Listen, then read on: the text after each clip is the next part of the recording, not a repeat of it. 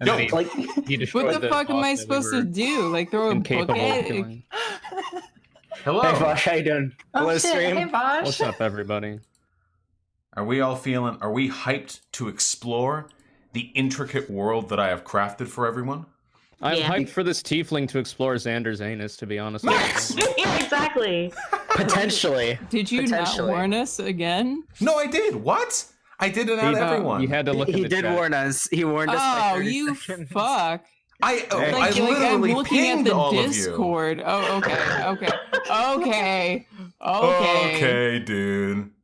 Well, Okay. I'm hypersing in real life. We can see now. The cam's on. So, Hell so yeah. you're not. Look at that. Well, You're he a was liar in briefly. real life. Oh. True. Are we ready for me to bring us back? By the way, I just want to say, and really quickly, we can pull chat.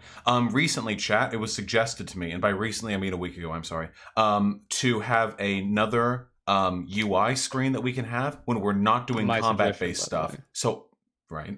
So all the cameras can be really big so we can see everyone's faces up close during non-combat encounters. I think that's a reasonable thing to do and say. Right? I vote Sounds like no. a good idea. Wait, what? Why? The cams on this one in particular, compared to other D&D streams that I've watched, are really small. Okay, Vaush, I feel like you're And I mean, zoomed I in don't on my have good shit. content. I only look good, so I need to, be up there. Why Yeah, is it yeah. like That's my my face motivation. like crap, dog? There we go. Like Vaush, like zoom, like yeah. I fixed it. Oh, thanks. No problem. Huck. There I we love go. it. Okay, there we go. We're back. We're back to a normal Right. size. Okay, let me catch everyone up. What have we been up to? That is a question posed at myself. As we last left our 5 intrepid heroes, Kazooie, Hen, Xanderhal, Exilia, and Vuitton. The 5 of them were tasked with uncovering the secrets of the town of Mordhill, a small mining town that was some time ago beset by a supernatural plague. They have since uncovered a variety of, one might not say suspects, informational tidbits that might be useful to future conundrums. But thus far, many questions remain unanswered. Some of the answers seem to lie hidden within the caves beneath Mordhill, but they are being guarded at this moment. In this particular instance, by an enormous tiefling who has accompanied the mayor as his bodyguard. The mayor, after incurring something of an insult at the hands of Xanderhal, who is trying to get his dick wet, has now sicked the enormous 8.5 foot tall tiefling on the party, with the, it seems, apparent exception of Kazooie, who is What's chilling by a stairway banister. With that, I now go to the 5 party members. We have, of course, in the top left, Conure, CC, foreign policy cover and Newsweek channel extraordinaire, playing a bird. We have, to his right, Hen, my girlfriend, large hair haver, and player of snake lady person with spooky doctor mask. How you doing? I'm doing okay. We didn't ask for your life story. Xanderhal, Thanks. to the right, being played by the one, the only, Pig Puncher. Pig Puncher, you are now in a different location. Did you move your camera setup? I just moved it a little bit because I have better lighting and I have background stuff here so people feel like they're in the room with me. Got to keep that audience retention. Yeah, gotcha. Nice. I think it looks good. And over to the right, Exilia, being played by the phenomenal, the animal and plant loving, is literally a druid in the game, but on real life, Cyber Witch Lexi. How you doing? What's up? How's it going? Nice. And finally, as I said every time before, but must continue to restate because it is overwhelmingly important to me, the cyber hacker architect of the virtual world, the lead hacksaw who travels the internet tubes to deliver to all of us the information brought to you by Vaush.gg, and also player of the mysterious Y paladin extraordinaire, WhiteNervosa. How you doing? I'm doing great. Nice! All right, everyone, except for Kazooie, roll initiative. Click on your character tokens and roll that shit. There's no What the time to fuck? lose. And by roll that shit, I mean do it right now because I only just now cleared the turn list. We can't see our character tokens. Oh, that's Yeah. right, Yeah. because I haven't moved the player site to the combat arena. Hello. There you go. Oh, that's a big boy. Oh. I Why can't does he- click mine. Why does he have a butt chin? He is a voluminous man. I could. I Okay. can't click mine. He looks like Hellboy's autistic Make sure you cousin. have the top left tool selected. Whoa. Pig, whoa, why are we starting this stream off problematic? Hey, Autism can't doesn't click make you mine. look like anything, Pig. I can't click mine either, just by the way. Alrighty, the party splits. Please, I just want to click my token. Also, That's Click a my question. just so you know, Hyena, you're currently using the wrong microphone. Discord is using your laptop mic, not the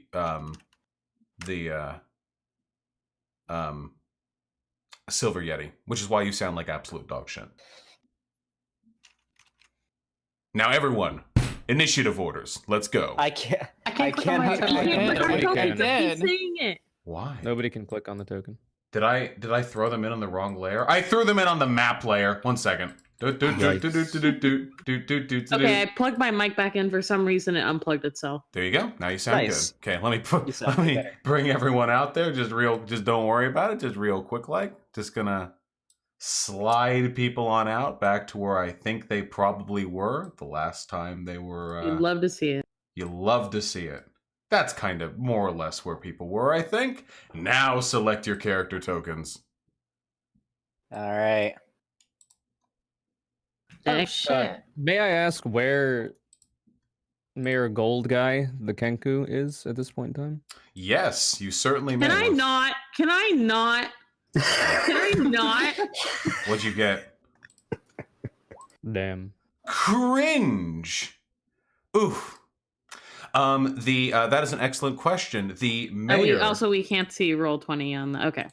The mayor is actually just out of sight. The doors right here and right here lead down to the first 4 hallways that have the adjacent offices and such. He is currently in one of those hallways, perhaps here, beneath the stairway banister, leaning against the wall, watching expectantly. So he can see everyone and we can see him? Question mark? Yes, he is presently exposed.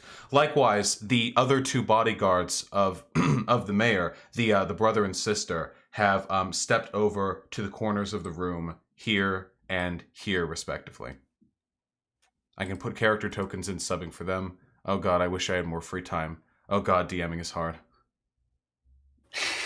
You could do another art stream. You had plenty of time to do it today, and you watched She-Ra, so don't. You don't fucking- kept bothering me. Also, don't it? Oh yeah, me? She-Ra is more of a children's show than most of the children's show we watch. Okay, don't say that in public. It's very embarrassing. Ah, okay. To be fair, because She-Ra is such a LGBT inclusive show, it's almost like research. That's for true. streaming, We're just learning what lesbians act like. All right. Yeah. The enormous tiefling, with a dramatic flourish of his equally enormous arm, reaches up to the clasps that keep his plate armor together and unclasps them. The leather belt slides through the metal buckle, and the plate armor, or at least its upper half, his legs are still quite armored, clatters to the ground. His axe is still buried in the wood of the floor adjacent to the doorway. He cracks his knuckles menacingly and says, "All right, so let's do this then." And with Rocky that, Balboa. That's what it sounds like now. Exilia, I want to. Well, really quick before we fight, I want to say, "Yar, we're gonna cut you up like a Thanksgiving turkey." he smiles. They have Thanksgiving. He says, what the fuck's Thanksgiving? Yeah, what the Yeah. fuck is Thanksgiving? Yar, you wouldn't get it. You got a peculiar sensibility when it comes to insults. Ain't nobody heard of Thanksgiving around these What is parts. this accent? Exilia, you're up. All right. So,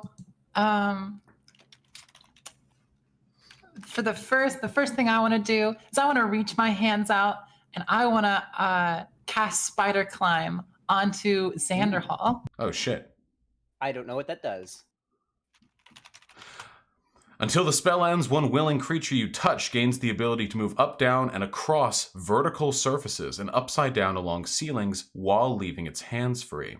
The target also gains a climbing speed equal to its walking speed. Essentially, you can walk up walls and across ceilings on your feet while leaving your hands free. Pog, I will definitely use that. Thank you, Exilia. I really appreciate it. And that's the only action I can do, right? Unless you have bonus action, and Right. you can also move if you would like to.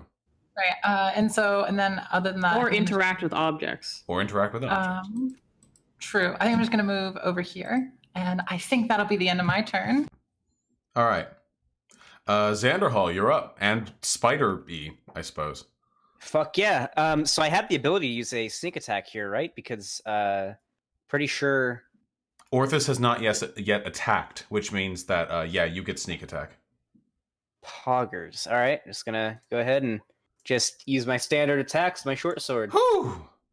All right. Are these with the sneak attack bonus as well? Oh, is this... The sneak. Oh yeah, the sneak attack is only you only add the sneak attack to the one that's the highest damage to begin with.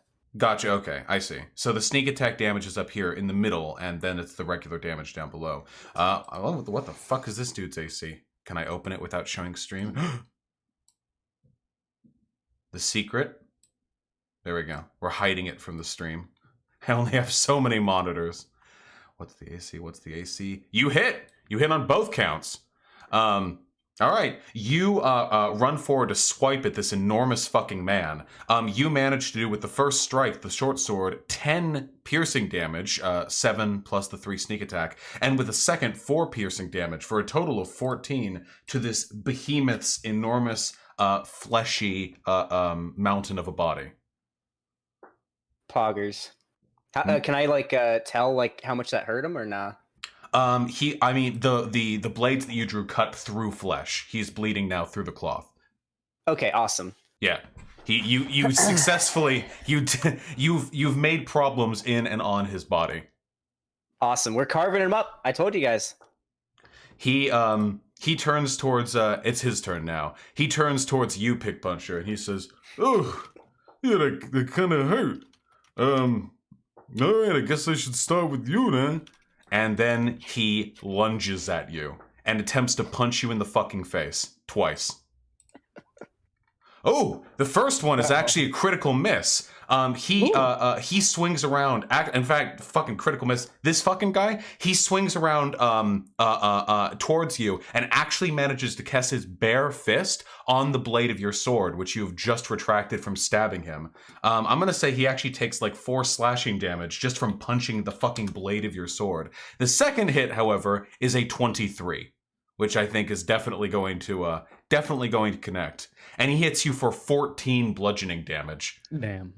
You get absolutely fucking decked. It's like getting hit with a sledgehammer. This dude's fist is like the size, like fucking around as your rippling torso, your washboard abs, and much as abdominal muscles bristle from your abdomen, so too do knuckles bristle from the edge of his fist. You collide with his brick fist, and whoo boy, that shit hurts.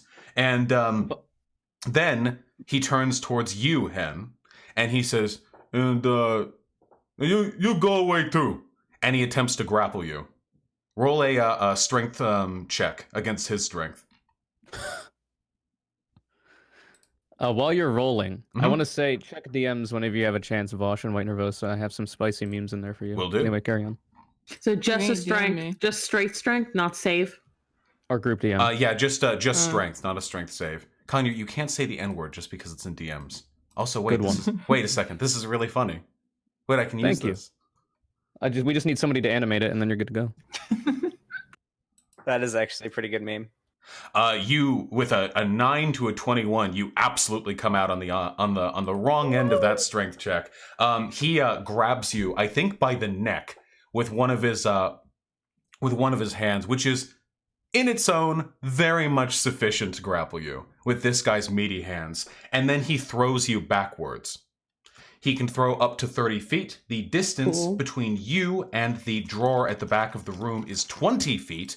He love tosses you, you knock back here, and you take 1d6 damage for every 5 feet that you moved, which was in this instance 15, to hit your head rather sharply on the wooden drawer behind him. So you take 3d6 bludgeoning damage. Ooh, a hefty fucking 13. He fucking grabs you by the throat and yeets you straight backwards. You just fly back and hit the back of your head on the wooden cupboard. Hard enough, by the way, like against one of the fucking drawer knobs to splinter the wood of the cabinet you hit. Nice. Yeah. Don't you only have like 13 health? No, I'm good. I'm pretty Okay. tanky. Okay, making sure. That's the conclusion of his turn. Why? You're up. All right, so super interesting. I'm going to cast Aid. Oh, wrong. Okay. On everybody, but my bird friend.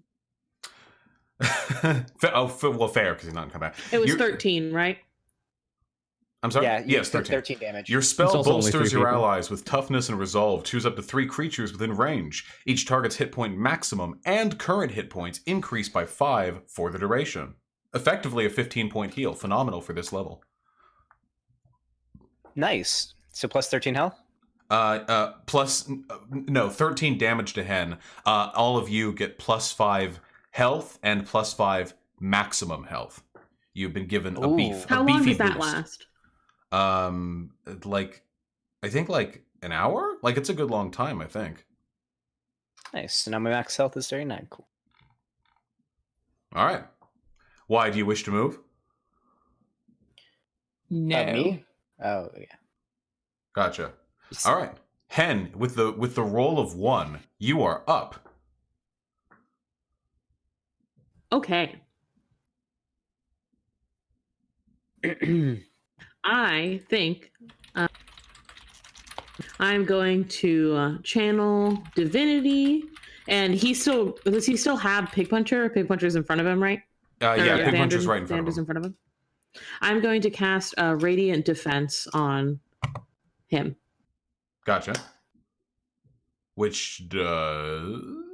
There. It's in Starting chat. at the 2nd level, you can use your channel divinity to cloak your allies in radiant armor. As an action, you channel blessed energy into an ally that you can see within 30 feet of you. The first time that ally is hit by an attack within the next minute, the attacker takes radiant damage equal to 2d10 plus your cleric level. Nice. Holy shit. So yeah, she'll probably quietly hiss like, let him hit you. Yeah. All right. And I wink back. I'm like, all right. Hen giggling. Hey, let him get you. I don't think yeah, she's like, let him punch you. Trust me. Throwing a bunch of You. thumbtacks covered in glue at Xanderhal. Here, now if he punches you, he'll hurt himself. That'll work. With that, the turn order resets between the turns. Actually, someone not listed on the turn order takes a turn. What's up? And that person is the mayor. The mayor's leaning against one of the interior hallways right here. He can see everything that's going on. He watches you a brawl. The mayor says,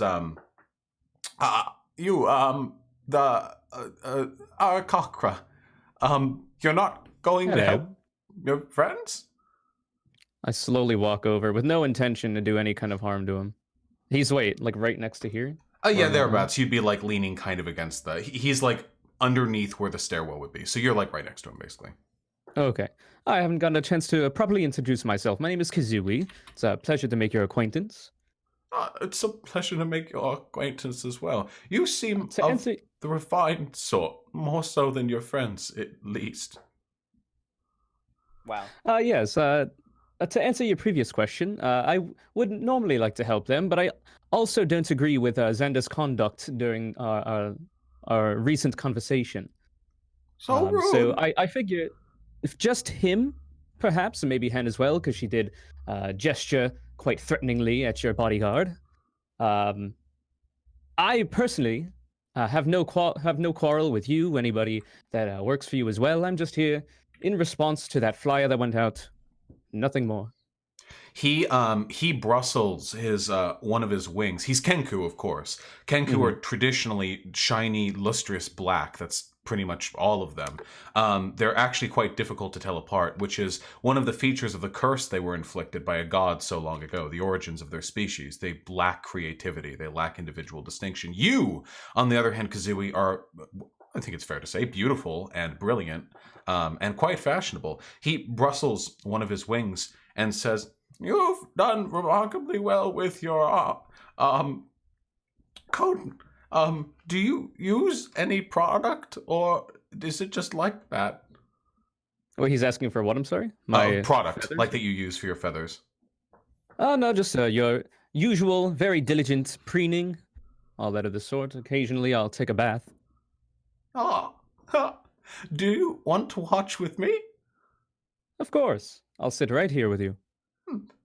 He Can makes. I hear this exchange going down from where I am? You're probably fighting pretty hard. I'd say no. Yeah, I'm not actually. talking too loud either. Yeah. Okay. He makes a pleased clucking noise and leans, kind of like shuffles over a little. He's like short and wide, like a crow. So he makes room in the hallway for you to just sort of chill with him, which I think we could visually represent if you were to like be there, for example. Sure. With that, the turn order resets. Exilia, hit it up. All right, I'm gonna move towards this behemoth here and cast Thorn Whip. Get him. What is the 1d6 indicating? That would be the oh shit, the damage. Fuck, I thought that would be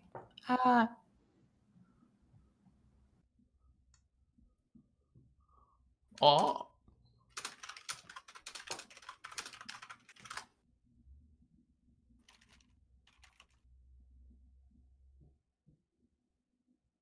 there. Oh shit. Oh shit. Damn. Well, that would end up being a d20 plus a given modifier, but I mean, the modifier wouldn't change the nat 20, so you're critting. Go for it. So I wanna take my Thorn Whip and wrap it around its neck. Oh shit. Hold on. Let me give the Thorn Whip description, if I may. Implying he has a neck. Yeah, this his large underhead. You know how it be. It's just meat. It's Thorn like Whip. Jocko, where the side of his head just Yeah, transfers. this is to his Demon neck. Jocko.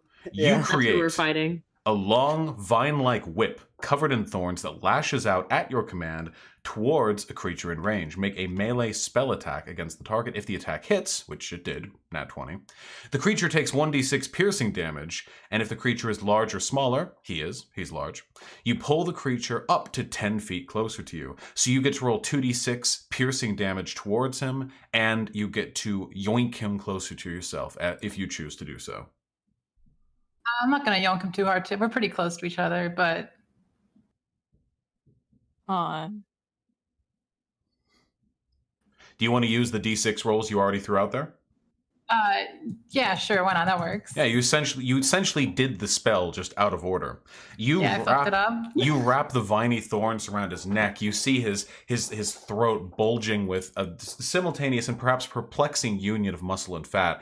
Strain against the thorns, blood beginning to trickle down where the thorn and meat, and you yank, dealing a pretty fucking voracious 11 points of piercing damage towards him, magical, as you flay essentially the circumference of his neck and leave a Jesus crown of thorns ring around from which blood pours profusely. It looks extremely painful, and he asserts that pain. And for a moment, you actually have trouble like yanking the whip off of him because he flexes his neck to try and get you off of it, and it catches the vine whip even tighter than it was when you originally yoinked it around. But you eventually managed to get it off, and he does not look particularly happy about his throat. Let me tell you. Hell yeah. Get fucked, dude. I kind of feel bad for it at this point. We're kind of kicking its ass already. He may have given me a good sucker punch to the gut that knocked the wind out of me, but like he's gonna be scarred for life. A He good threw hyena this across shit. the room. Literally fighting him with weapons when he took off all of his armor and dropped his weapon. All right. Wait, yeah, you think we're gonna fist fight this fucker? No. I mean, I figured you might have had the balls to do it, but I Yeah, guess not. where's the Damn. honor? He set his weapons down. Wait, Where's the honor? Says If I the did bird in the that, back. I would Well, I'm literally sorry. see a puddle of goop and blood and maybe a pair of balls in the ground if I actually tried to fist fight this fucker. No.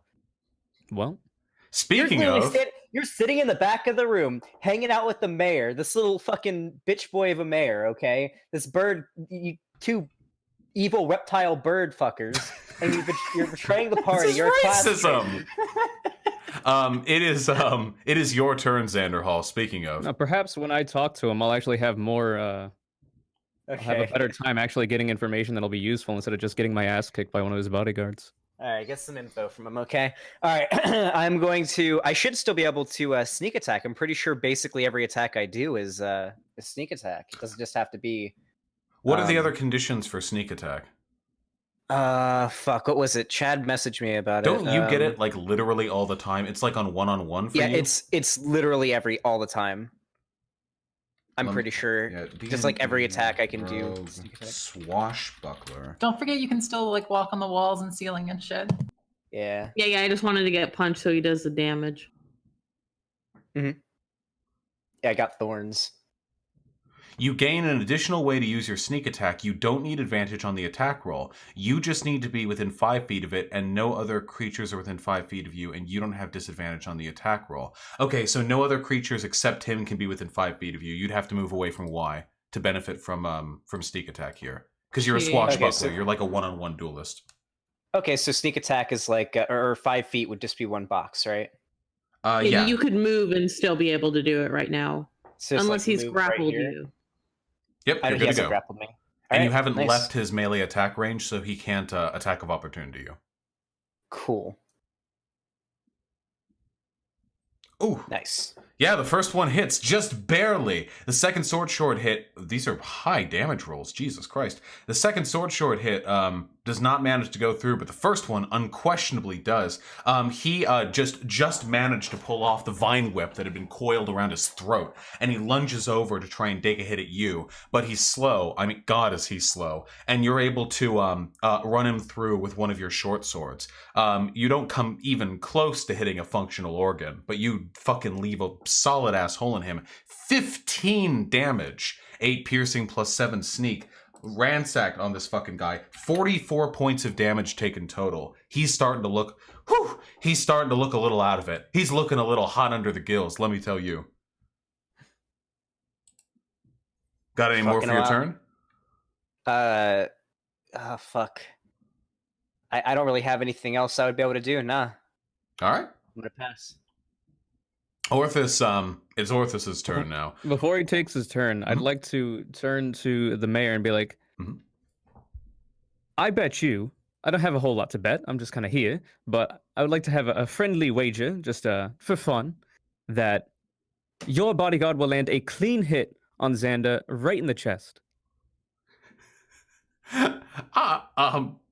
Well, Orthus is quite an accomplished brawler. So I think that's actually rather fair bet. Oh wait, are you for this or against? I'm for. Oh, Personally, I'd actually like to see it. too easy, too easy. I say, well, I'll take the bet that he'll get 2 hits on Xanderhal and himself then manage to down the snake, and that's my bet. In a single go? 2. 2? Okay. Well, that's What- considerably more complicated than what I had in mind. I'll not. I'll just add that he'll get hit. Through some stroke of luck, perhaps they may actually be able to have a good response to it, let's say. Vague, but sure. He holds out one of his claws. I don't know what the custom is for me personally, but Kazooie probably would know. What does he mean by holding out a claw? It means a handshake, Kazooie. A handshake? Sure. Go ahead. Nice, you nail it. Well, you said a claw, like not the whole entire. With his claw. Set of Okay, claws. sorry, his talons. I figured just like a little fucking. Okay, finger. yeah, okay. He holds out the. Yeah, all right. Sorry, his talons. My apologies. With that said, it's Orthus's turn. Orthus is coming for you. Is coming for you, Xanderhal. 2 more hits at that. Oh my God! Another critical failure, but also another hit because he's very He takes strong. that sweet radiant damage. Okay. Xanderhall, the second, it will just resolve this in a better order. He lands the first hit on you. It is like being hit with a fucking, you don't even know what this is, a fucking train. Just barrels on in through, decks you right in the chest. What armor are you wearing, by the way? My armor class is 15. It's leather armor, but I also have that radiant armor that Hyena cast on me. Which will absolutely resolve momentarily. He fucking cracks you. I mean, you feel ribs fucking go when this dude gives you a wallop. 14 bludgeoning damage to your person. Remember, you did get the additional 5 from Huai's aid. And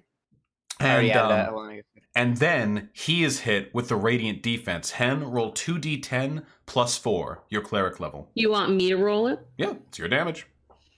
It's whole ceases damage, but all right. That's true. It is God's damage, true. And I am God in this campaign, in the performative sense, but go. Cross my fingers. I'm rooting for the players. Holy shit! Woo! Oh, that was 2d12 plus 4. What was it? 2d10? 2d10. Oh. Oh, reroll. You're gonna get like 6 now. My fingers are crossed for you. I'm hoping 14 or higher. Ah! Lower, but still a hefty fucking hit. Still fine. No, still a hefty hit. Orthus fucking rears in and decks you, cracks quite a few ribs Xanderhall, but the blowback hurts just as much. A radiant aura of light coalesces around the point of contact between you and Orthus's fist, and a shockwave of radiant light blasts back, blasting his hand, flaying the skin from his knuckles, and quite visibly breaking his right forearm. He is so shocked by this that he stumbles as he tries to rear over and deck you with his left hand, and ends up slamming his elbow against the wall of the manor, driving it through the wood and impaling his own back elbow on nails that have been driven through the rebar. And he incurs 4 piercing damage from sticking himself 2.5 inches through with a long, rusty nail. Whew! So that's a total of 12 damage radiant plus 4 damage piercing. Whew! He is. I was also trying to see with the radiant damage, so he doesn't take any extra damage on account of being like a fiend or something, right? No. He is. He is affected by it as one would be. Okay, so he's just probably a tiefling. Yes, but he might get a few years from now tetanus damage. So there is that. Yes, It's sort of the long con, you know. See if he survives. Yeah. Orthus. Oh, gee. Oh, boss, I don't know. Oh, I'm feeling like I should have kept using the axe, but that's not how you teach people manners.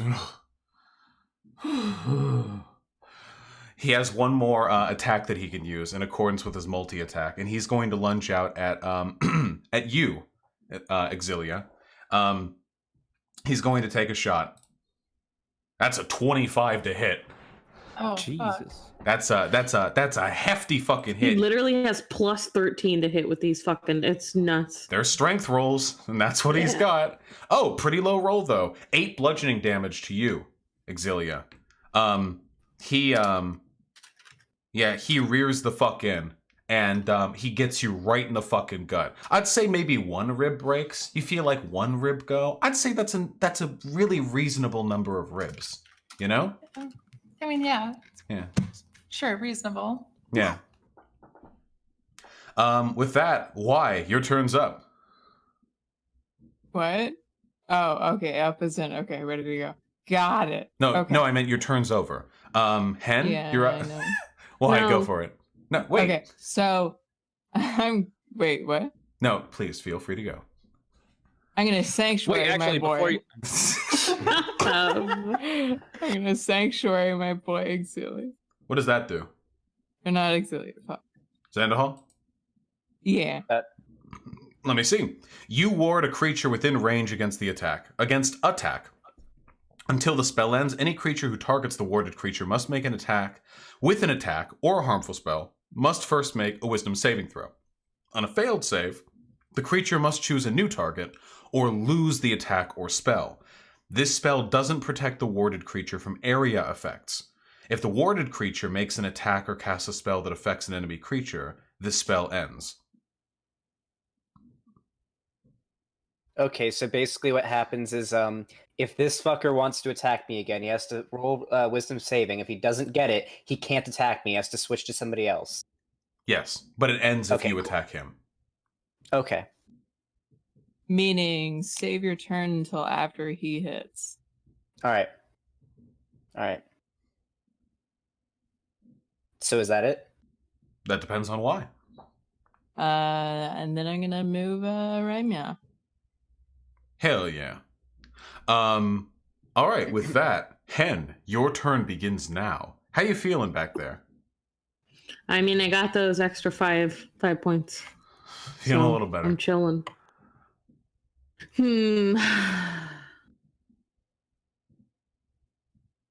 big chillin'.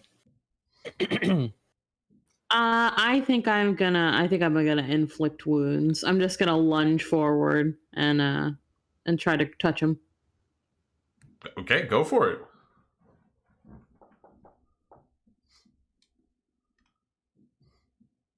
She's gonna give him cooties.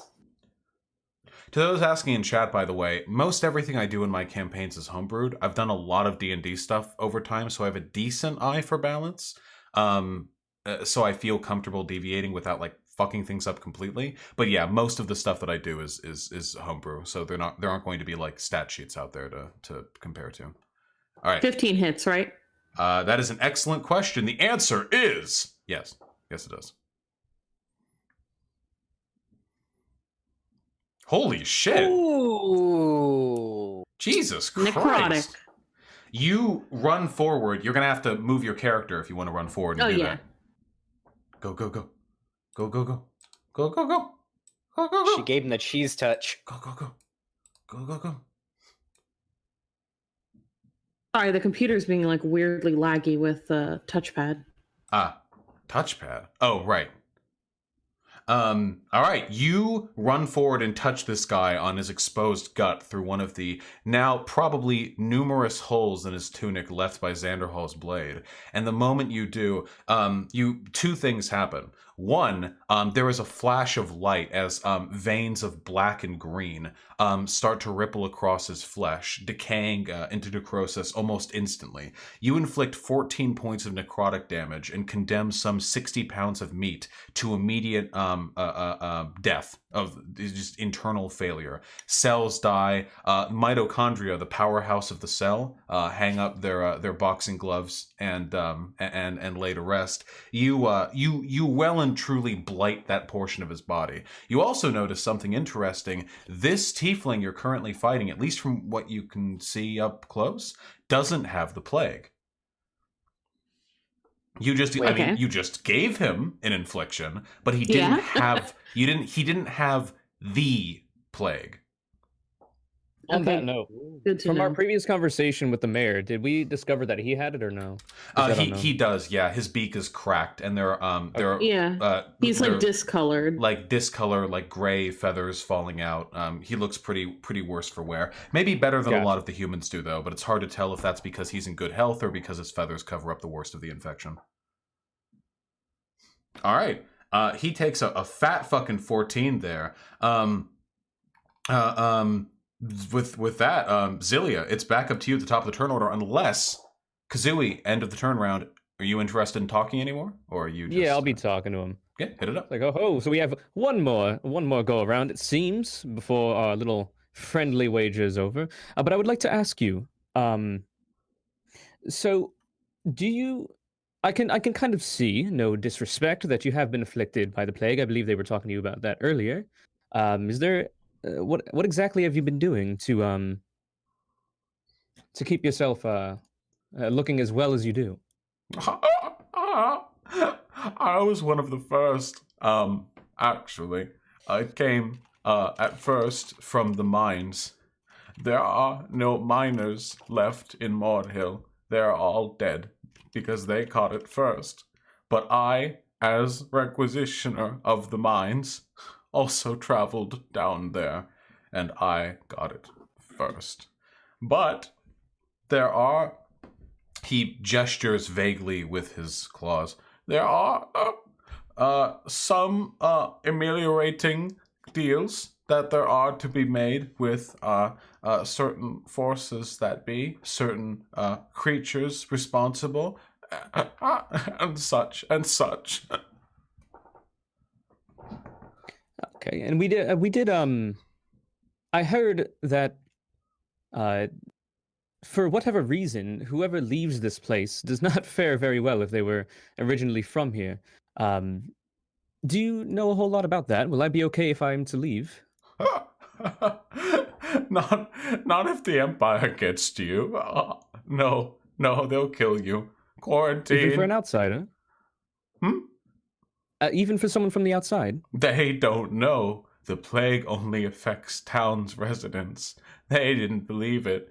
They left before we figured it out. So they think anyone who leaves carries it. But no, just us. Just the town. I see. And I would like to get back to watching this fight, because it has been very entertaining. For one, I have to say, I did expect Xander to be a little bit more manly, and not draw his weapons against your very gracious bodyguard for dropping all of his weapons and armor, but, you know, to each their own, I suppose. Disgraceful? Absolutely, that's what I thought. But secondly, I was curious, is there anything that I personally can do for you to help you and the people who are still alive in your town? After all, that is what I came here for. He leans in a little bit and speaks to you a little more quietly than he did before. And he says, I used to have plans, ideas, but he taps his head with one long, raked claw. I feel it going every day. Less and less makes sense. Memories die. My plans are gone now. Just have feelings now. Like, protect the mines. Protect the dealers. When I sent for people, I thought they'd be stronger. I thought heroes. I'm really only trying to protect you, you know?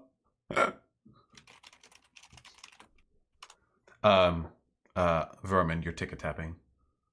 No, I'm not. Oh, who was typing? Oh, that was probably me, sorry. Oh, okay, no worries. That's okay. You were the one engaging in the RP. That's canonical. Yeah. That's the sound of you preening your feathers while listening to the mayor. And typing it all into my brain. I'm going to cut quickly back to the... Actually, for narrative purposes, I'm going to cut quickly back to the combat. Exilia, it is now your turn. How the fuck are you doing? You know what? My rib hurts, but we're gonna keep going. Positive attitude.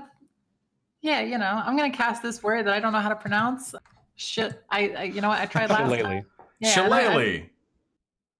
That one. The wood of a club or quarterstaff you're holding is imbued with natured power. For the duration, you can use your spellcasting ability instead of strength for the attack, and damage rolls of melee attacks using that weapon, and the weapon's damage die becomes a d8.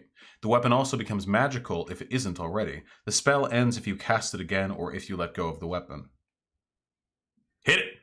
Hell yeah. All right, so I'm going to take my quarterstaff in both hands and, just go a-whacking. Hopefully aiming for, something high, but he's kind of a big dude. We'll see. Go for it. You have advantage. Xanderhal is on the opposite of the character hex from Orthus. That's a paddling. And advantage was useful because with advantage you are able to get the 14 hit. The damage roll 1d8 plus 2 wisdom. All right, a perhaps modest, but nonetheless humiliating 5 as you, the druid, run forward and slam with all your might a giant wooden club onto the head of the tiefling. It sparkles. Do you shout anything while you do it? Just a nice long ah. Walk. You give him a fucking concussion. I mean, I don't know if you can even with like a two-handed weapon, I don't know if you can actually reach the top of his head. He's like really big. I think you just get him in the face. I think you just wallop him like directly in the face and like break his nose as you hit him with the club, taking him to a total of 79 points of damage received. Jesus Christ. Do you have anything more you'd like to do with your turn? No, I think that's it. Gotcha. All right. With that up next, Xanderhal, it's your turn. All right, so so I forget what it was called, but I had something. I was enchanted with something that made it so that the guy would have to roll wisdom saving to determine whether or not they can hit me.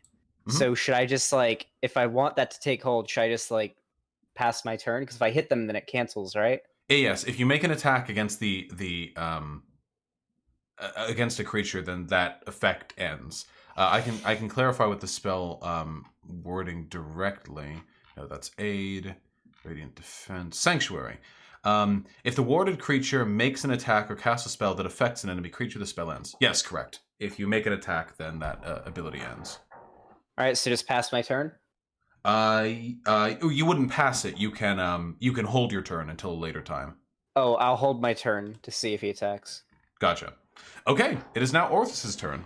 Orthus doesn't know shit about magic, so that's not much of a chance then at him figuring this out. All right, he's going to actually he's going to fucking talk first. He says,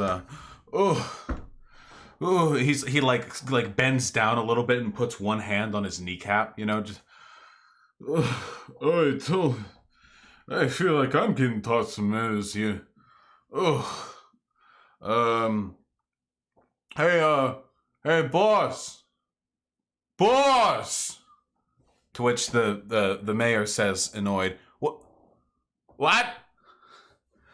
And Orthus responds, when you said teach him some manners, did you mean like kill him? I could use my axe, or did you? Do I let them kill me? To which the mayor says, "What? You're not allowed to kill them, and if they kill you, you'll come back." Just he like with both hands up, like makes a like what do you want gesture, like. Twitch Orthus. Can I speak up? You can, yeah. I'll say, because I'm close to him, Mm-hmm. I'll kind of lean in and say, if you stop, I'll heal you at least a bit. We understood the punishment, but at this point, I believe that we'll kill you. And if you don't want that, then you can stop. But if not, I have no problem bringing the full wrath of my god upon you. Roll intimidate.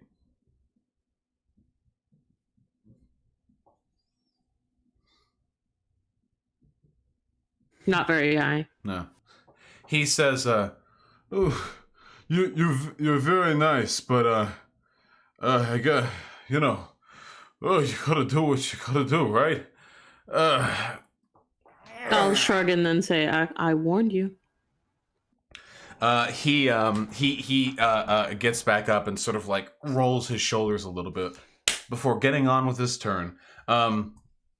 He throws out a fucking punch at you, Xanderhal. All right, he's got to roll wisdom saving. Yep. Does a 16 hit on its own? Should I have armor class 15, right? Yes, okay, that does. All right. Here, then I'm going to roll wisdom.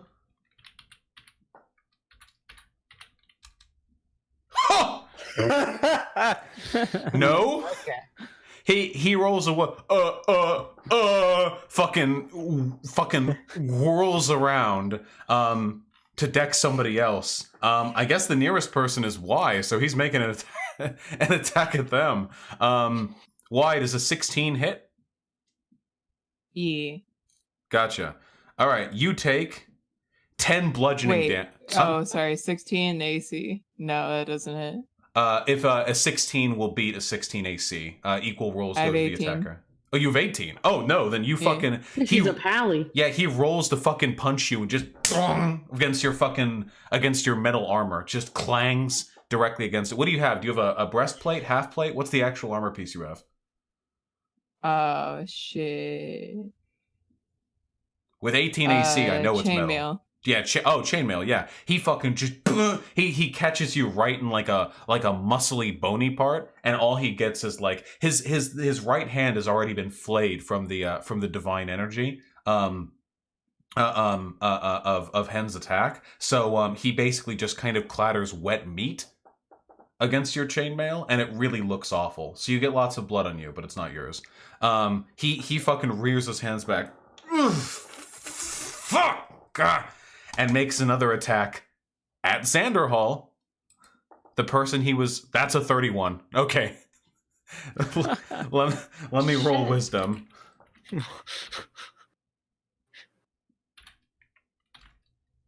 That's a 4. He's gonna... I'm gonna roll a 1d3 to decide which one of you he goes for. Do it again. He's going for you, Hen. Hit me. Hen, you're getting hit with a 31, so that's going through. 9 bludgeoning damage. That's chill. Yeah, he rears back this time, pulls back from Xanderhal for reasons completely inexplicable to him, and rears to fucking deck you. I think he catches you in the shoulder and just instantly like dislocates it with his knock. You basically like spin where you're standing. To sort of catch yourself. And then he, after pulling back from that punch, just fucking takes a step back and lets out a really deep sigh and collapses to lean against the barred, closed front door to the town hall. And just... he is severely injured. Why? It's your turn. Why? Okay. Fucking... I draw my sword. He's on the ground. I draw my sword. Sword is drawn. Confirmed. And I attempt to hit him. Go for it. I'm giving you advantage. He is literally, like prone. Taking a breather. You don't need the advantage. You succeed in the absence of advantage. Bam. You think 4 isn't much, but I'm afraid it's enough. Why? You drive your longsword down his throat, or his giant, whatever connects. Mountainous. Yeah. It's like chopping a tree down. You rear back with your longsword and draw it horizontally, and just right through his throat. It's made easier because his thick skin has already been perforated by the thorn whip's puncturing damage. You drive it right through his neck, cut it open. You don't cut his head off. I mean, that's more of a nat 20 kind of roll right there. But you cut him through, and he just looks up at you and says, before blood begins to pour from his neck, and he collapses down all the way. While that's resolving, I'd like to ask the mayor. You said that he would come back if he was slain. What do you mean by that? Because personally, I wouldn't like to see him pass. I kind of like him. Me too. I can't help but notice he didn't do as I expected. What were we betting on again?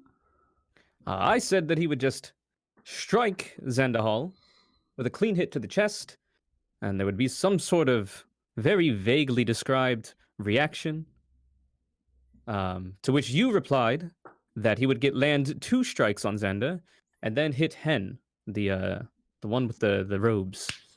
But he only got 1. Only 1. What were the stakes? Oh, there were no stakes. I was just having fun. Oh, well. The enormous tiefling topples and just kind of falls to the ground, and just big muscly lump of a dude. The mayor calls out from the hallway and says,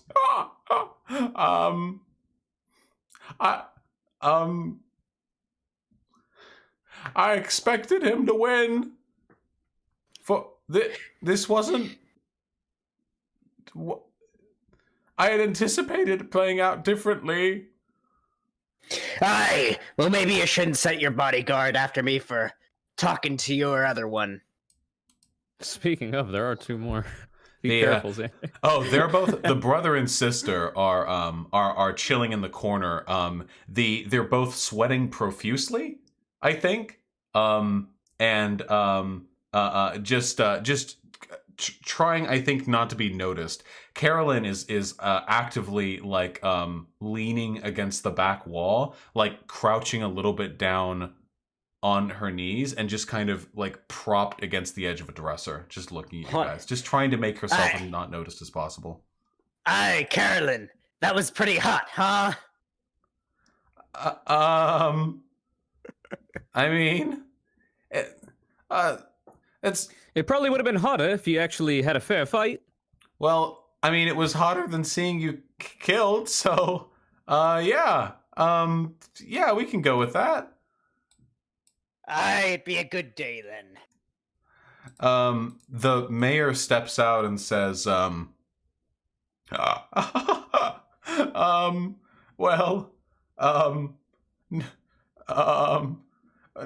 loss. He'll be fine. Eventually. I didn't expect victory.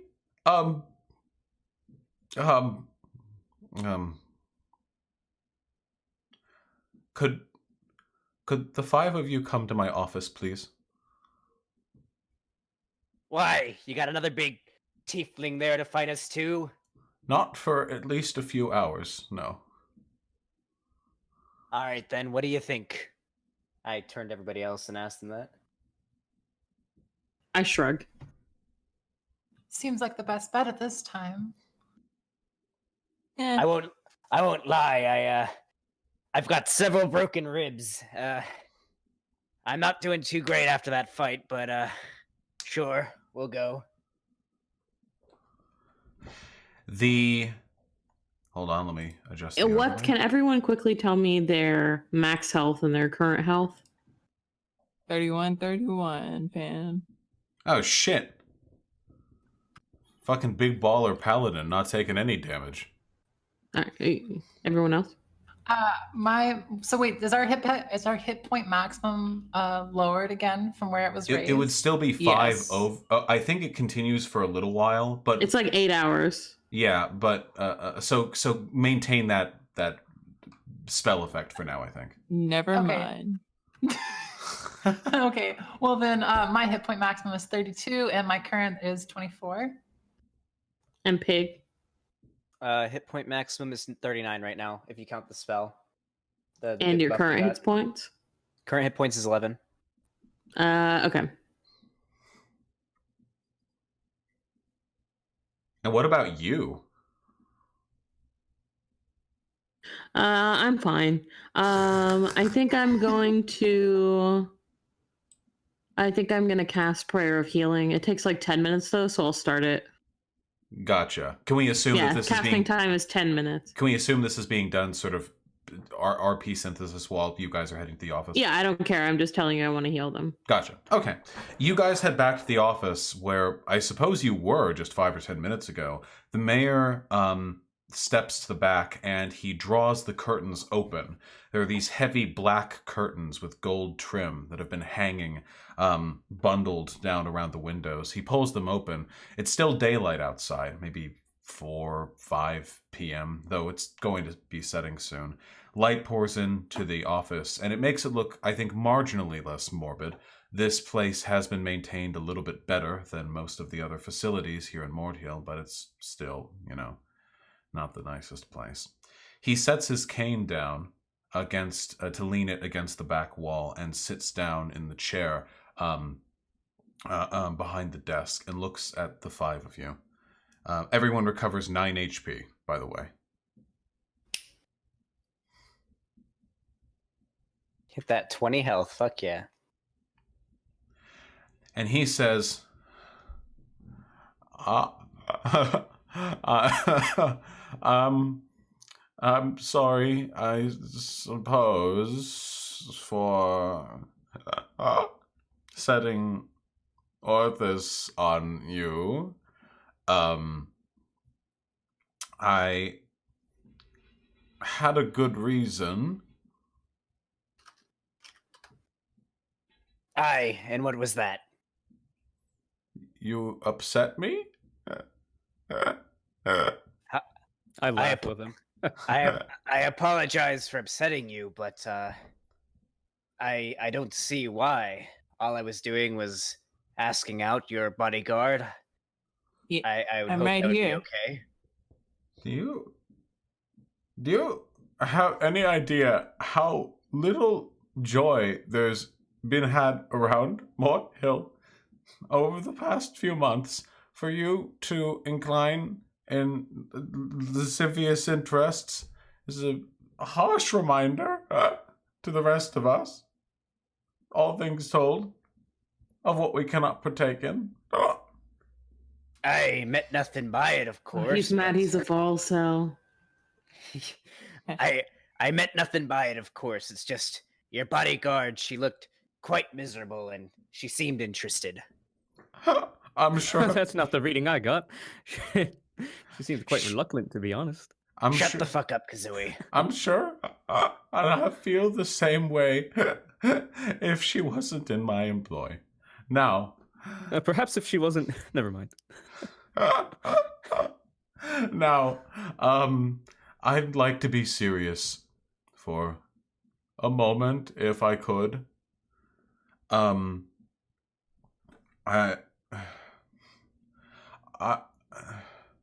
I understand a little bit of what's happening here, and I was hoping when I had that posting set out that heroes would arrive capable of overcoming an obstacle I have been dealing with for some time, and I was hoping to just avoid the problem when the 5 of you came and you look like upstarts.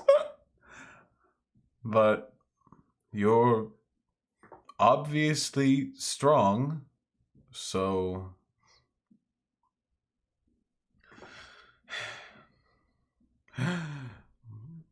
there's a portal at the base of the mines. It leads to the astral plane, and beyond that are machinations and soldiers, otherworldly. I dealt only with their minions, and in exchange for keeping things settled here, keeping down riots, keeping down other disruption, my death has been forestalled somewhat, but I only did that to delay waiting the arrival of heroes, and now here we are. Death awaits you in the mines, but not in the way you think. You can go down there if you want. It's all that can really be done.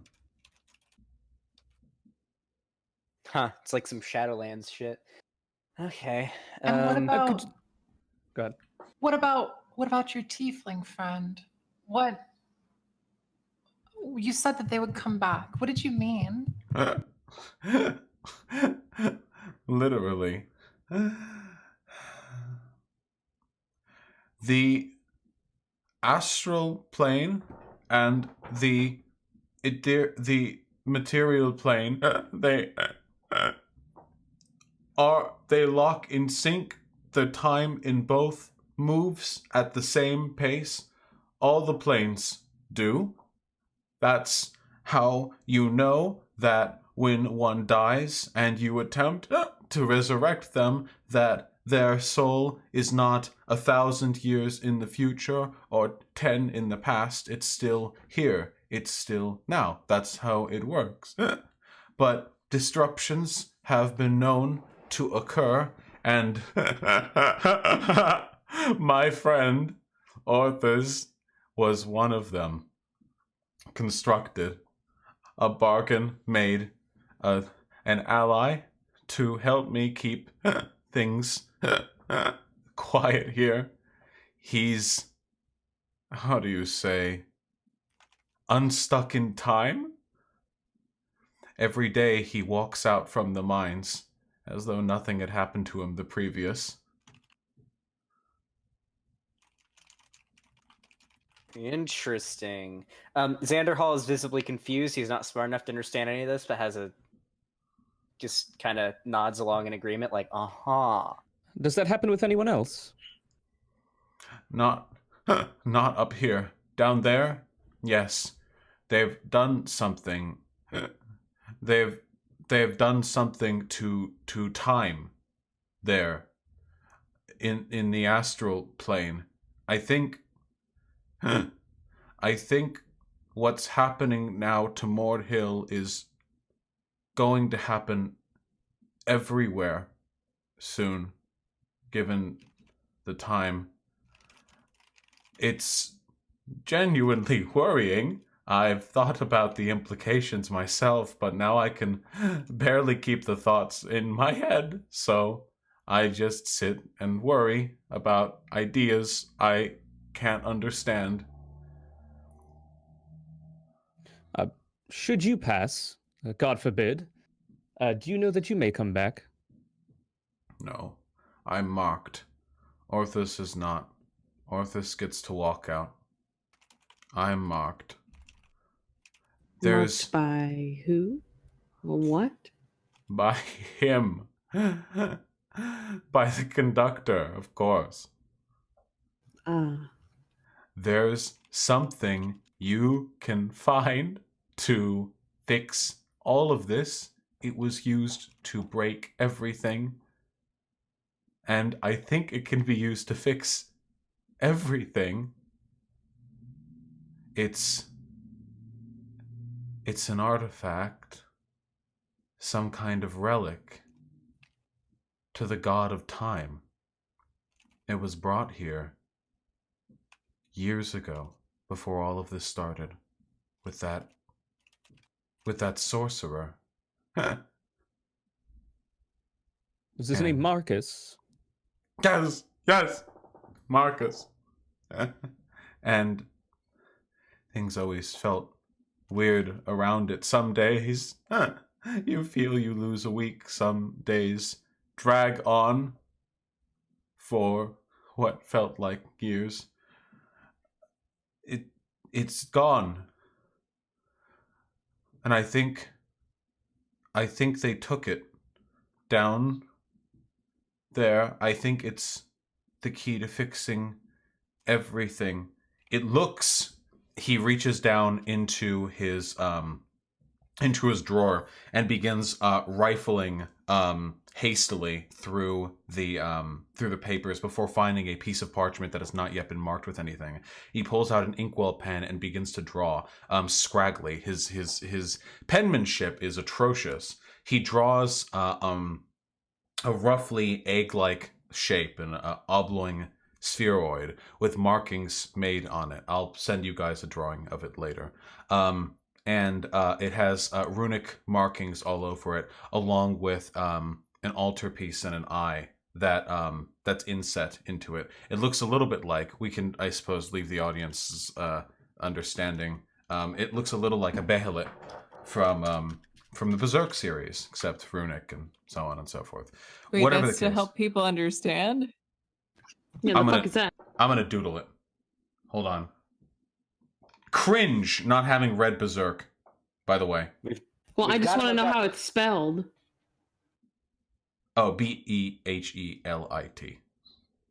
Oh, fuck, I was a letter off. Wait, that's not how you spell berserk. What? He I hate that. I do hate that. What He- the fuck? That's some body horror shit. he scrabbly draws it and tosses the parchment over to you. I'll have a better drawing soon. And then he says, I think it was this. It was something like this. Oh shit! It looks like something I'd use to draw. Will you go to the mines? Are we guaranteed to die? In a conventional sense, yes. It's the astral plane, where the dead go. Ah, What do you think, Hen? What do you think your god wants you to do? Ian, isn't Solstice in the astral plane? Solstice is in the astral plane, but it's a very big plane, so I wouldn't get too... Yeah, I know. I just want to make sure. I'll look at Pig and say, that's where my god resides. So I think he'd be rather happy if I could find him. I'll follow you, Hen. We'll find your god. With sufficient preparations, we may be able to do okay. That would require that we work together, Mayor. I wonder if one of us needs to learn that a little bit better. Hmm. Who? I take a small feather that I may have lost when preening, and I flick it at Xanderhal. Can I roll for that? Yes, roll sleight of hand or performance, whichever you feel is preferable. Oh shit! Oh Damn. shit! You fucking kickflip. What are the name of the little like skateboards? Tech that you- decks. Yeah, you tech deck that shit. Fucking into both eyeballs, from the tip of the feather to Both eyeballs. the root of the feather. It's incredible. You take fucking 18 piercing damage, Xanderhal. You're down. It goes through his head. I'm down to 2 health. Damn. Okay. Just kidding. Okay. Really? Nah, it Well, I did hit you with it, It but- definitely hits you. Yeah. What do I take? Like chuckle. 1 damage or something? No, Like, no. I look at the mayor and chuckle a little bit. I assume as a bird he might appreciate that.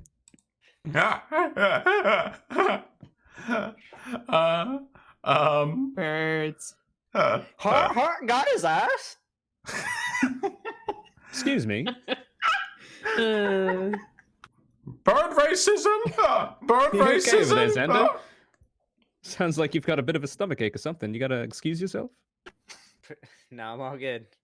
Okay. I would never advocate for racism against birds. We Well, especially as one of the races that have been most subjugated throughout history. I figure you'd know a little thing about that, but whatever. Hey, what do you think? Just because I'm a drow, I can't be racist? weird flex. That'd be some Blair White level of defense there. shut up. Xander says I'm more racist than all of you. I'll show you guys. True. I myself am quite racist against orcs, dirty greenskins. Hey, but birds aren't a race. They be a scourge. Okay. I would like to ask him a question. You are free to do so by asking a question. Well, I don't, dude. We're fucking bantering. I'm waiting until that shit's done. I'm trying to Character talk to voices. this man. Hey, just wait until Xander stops fucking around. I ask. I'm just chilling. I'm joking. I ask. How long does it take to get to the portal? Not long. It It was a very productive mine prior to our downfall. There were carts that could be elevated and lowered. If you go in, you could reach the portal in no more than 20 minutes. There are no threats down there before the portal. Did he say no threats? Before the portal. Can I roll insight to see if he's being truthful about all this? Sure, go for it. I mean, I can guard the entrance to the mine. I believe him, I guess. You believe him. You feel overwhelmingly confident in the veracity of his claim.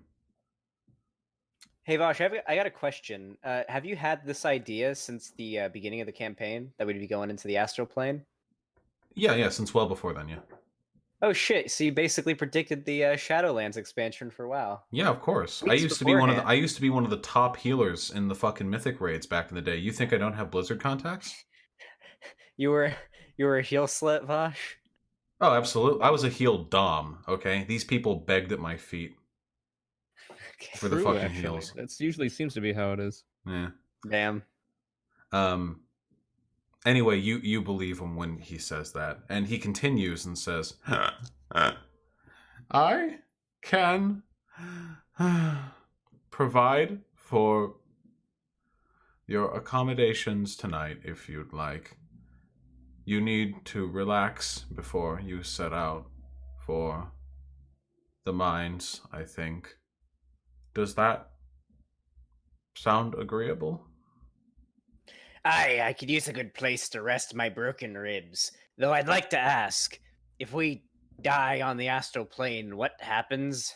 Can we even die? You die the moment you reach the astral plane. You just come back if you manage to find the portal again. The only difference between being dead in the astral plane in the traditional sense and being dead in the astral plane after you walk through the portal is in that one of them, your body's made of meat and not etheria. Same difference there, really. Aye, but what happens if we are in the astral plane and something kills us? Then it's a short walk to the Silver Sea. Aye. Okay, then. Point of note, well known in D&D, the Silver Sea is where all the dead go in the astral plane. It's a silver ocean of infinite size that contains within it all the souls that have ever died that didn't go to hell, or the celestial plane, or otherwise had spiritual alignments to the other planes. So, is it a nice place? It is the end of the road for most everyone, but the astral plane is not typically visited. The ethereal plane is more typically visited. There are a bunch of planar systems in D&D. The ethereal plane is like the ghostly afterimage of the material world. The astral plane is where thoughts, ideas, magic, and death coalesce. And you have places like the Feywilds and, the Hell, the Abyss, the celestial plane. Traveling to other planes is typically quite rare. The ethereal plane is by far the most common plane to travel to. Travel to the astral plane has, in the canon of your universe, indicated that the place is generally peaceful. There isn't much conflict there, with the possible exception of the ongoing warfare of the Raven Queen, who guards the souls of the dead. But she is enormously powerful, and also the astral plane is literally of infinite size, so the odds of you stumbling directly into whatever war field she's currently conducting herself on are astronomically low. Okay, good, because I know of the Feywilds. I watched a lore video on it on YouTube. But okay. Yeah, gotta write this down. most planes have creatures there. The Feywilds, the celestial plane, the abyss, hell, those all have creatures there. The astral plane doesn't. It's kept completely devoid of creatures, save the dead, by the Raven Queen. That's her job. Of course, sometimes people slip in, so you never want to be there too long. That's canonically known. This would be like one of the things people are taught about the astral plane as children in D&D. Okay, thank you, because I'm basically a child of my knowledge. That's all right. Just catching everyone up. All right. Yeah, if you don't know anything and you can just ask, what do you think my character would know about this? And then he'll tell you. Yeah, actually, what would my character? Is that just basically what my character would know as like That's a what we cleric? all would know. Yeah, that would be Okay. that would be the extent though. To know more about the astral plane than that would require either very meticulous like academic research or like legendary travel. To come back from the Yeah. astral plane is a thing of legend. Nice. All right. Cool. I would like to ask the mayor, may you have any magical items at your disposal that may be able to assist us in our adventure?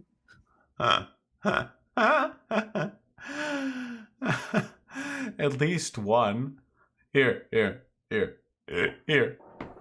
He grabs his cane and stumbles on out to the main foyer of the town hall towards the corpse of Orthal, and he reaches down and fusses a little bit in the enormous lump of bloodied meat and metal that collapsed to the ground in front of the doors before procuring from the corpse one of those insignias that you pulled off the metal man in the basement of the library. And he turns around and he says,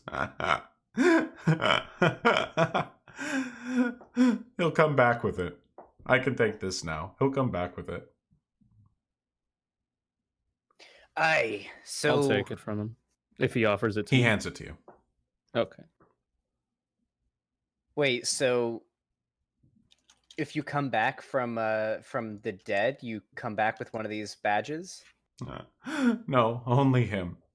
Because he was gifted by those beneath. So they gave him that. It keeps him able to walk between both sides of the portal without hurting himself. For narrative's sake, let's say the conversation ends, because we can pick it up later. What do you guys want to do? Is there anything in particular you want to do as you prepare for rest and take the night to sleep? Rest off your Is there wounds? anything interesting? Is there any like shops in town, or is there nothing? Oh no, there's no would- reason for there to be. Well, no, there is actually one reason. Hmm? Can I talk to Caroline? You certainly Yikes. can. Oh, Still man. questing. Sleepy in chat. Can I be eating a pizza while I talk to her? There are no No. pizzas. No. Damn. Italians haven't been invented yet. So The can I approach her? the rogue subclass Italiano. Yeah. Sleight of hand by constantly fucking bibbidi bobbidi. Is that racist or is that woke? You can always Italians be are racist POC, against so it Italians. could be racist. You can always be racist against Italians. It's always okay. Yo, Italians are people of color. Chill. I'm Italian and I endorse this message. I'm Italian. Okay. So I want to walk up to her. I would be like, "Hey, that fight I just did against the tiefling was pretty hot, huh? We kicked his ass." She's currently using her magical focus to levitate Orthus's body out of the way of the main door so people can leave the fucking town hall without jumping through and breaking a window. And she turns around to you and says, I mean, you didn't fucking die, so that's pretty nice. It's more than I expected. Boy, he sure is a brute, isn't he? I take a bite out of some beef jerky that I'm eating from my pack. You are as I'm nailing talking this, to her. man. As I'm talking to her. Dude, I'm like, I'm getting wet "Aye." over here. It was a hell of a fight, but clearly you're glad I'm not dead, which means you must be interested in me, right? I don't know if there's necessarily a direct parallel between those two facts. In fact, I'm quickly reconsidering the first one. I don't know. Oh, I mean, now that I'm looking between the two of you right now, I mean, you are, in your words, 6'4", fully tatted, but he is 9 feet tall. I don't know. What have you got for me that's not height? Because I can wait till tomorrow morning, you know. Xander, roll initiative. No, I'm just kidding. Whoa! Whoa! I can get her. She's gonna disrespect you like that. No, I mean, Just I think there's kills a her. more dark implication to what White Nervosa just told me to do there. Whoa. Wait, what? Whoa. Whoa, What? pig puncher! Whoa. Whoa! He's simply No. saying that you No, should no, invest no. in some Big- platform That was her. shoes. Pig. That was No, her. I unironically was saying that she would fight you. What the fuck? Just Learn how to use stilts, pig puncher. any combat with a woman. Oh, damn! They meant rape. Whoops! Time to. Jesus.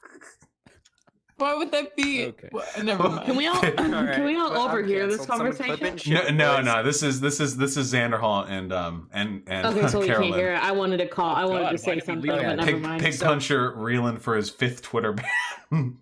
So can I like pull the waistband of my pants and look down and roll for length, and so I can just like tell her, or roll for dick size so I can tell her. Okay, So yeah. I can just tell her. Okay, What do I hold- roll? Okay, well, hold on. I decide what the roll is. Okay, There's going to be an imaginary plus Oh, 10 no. to that. I am just so you know, harsh. I am harsh but fair. Okay. I am black. I am black. Pig.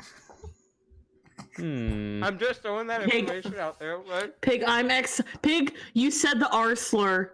You insinuated I'm rape, just throwing the and information out there. you so just keep in did mind control. racism. I'm banning you off Twitter, Pig. I'm done.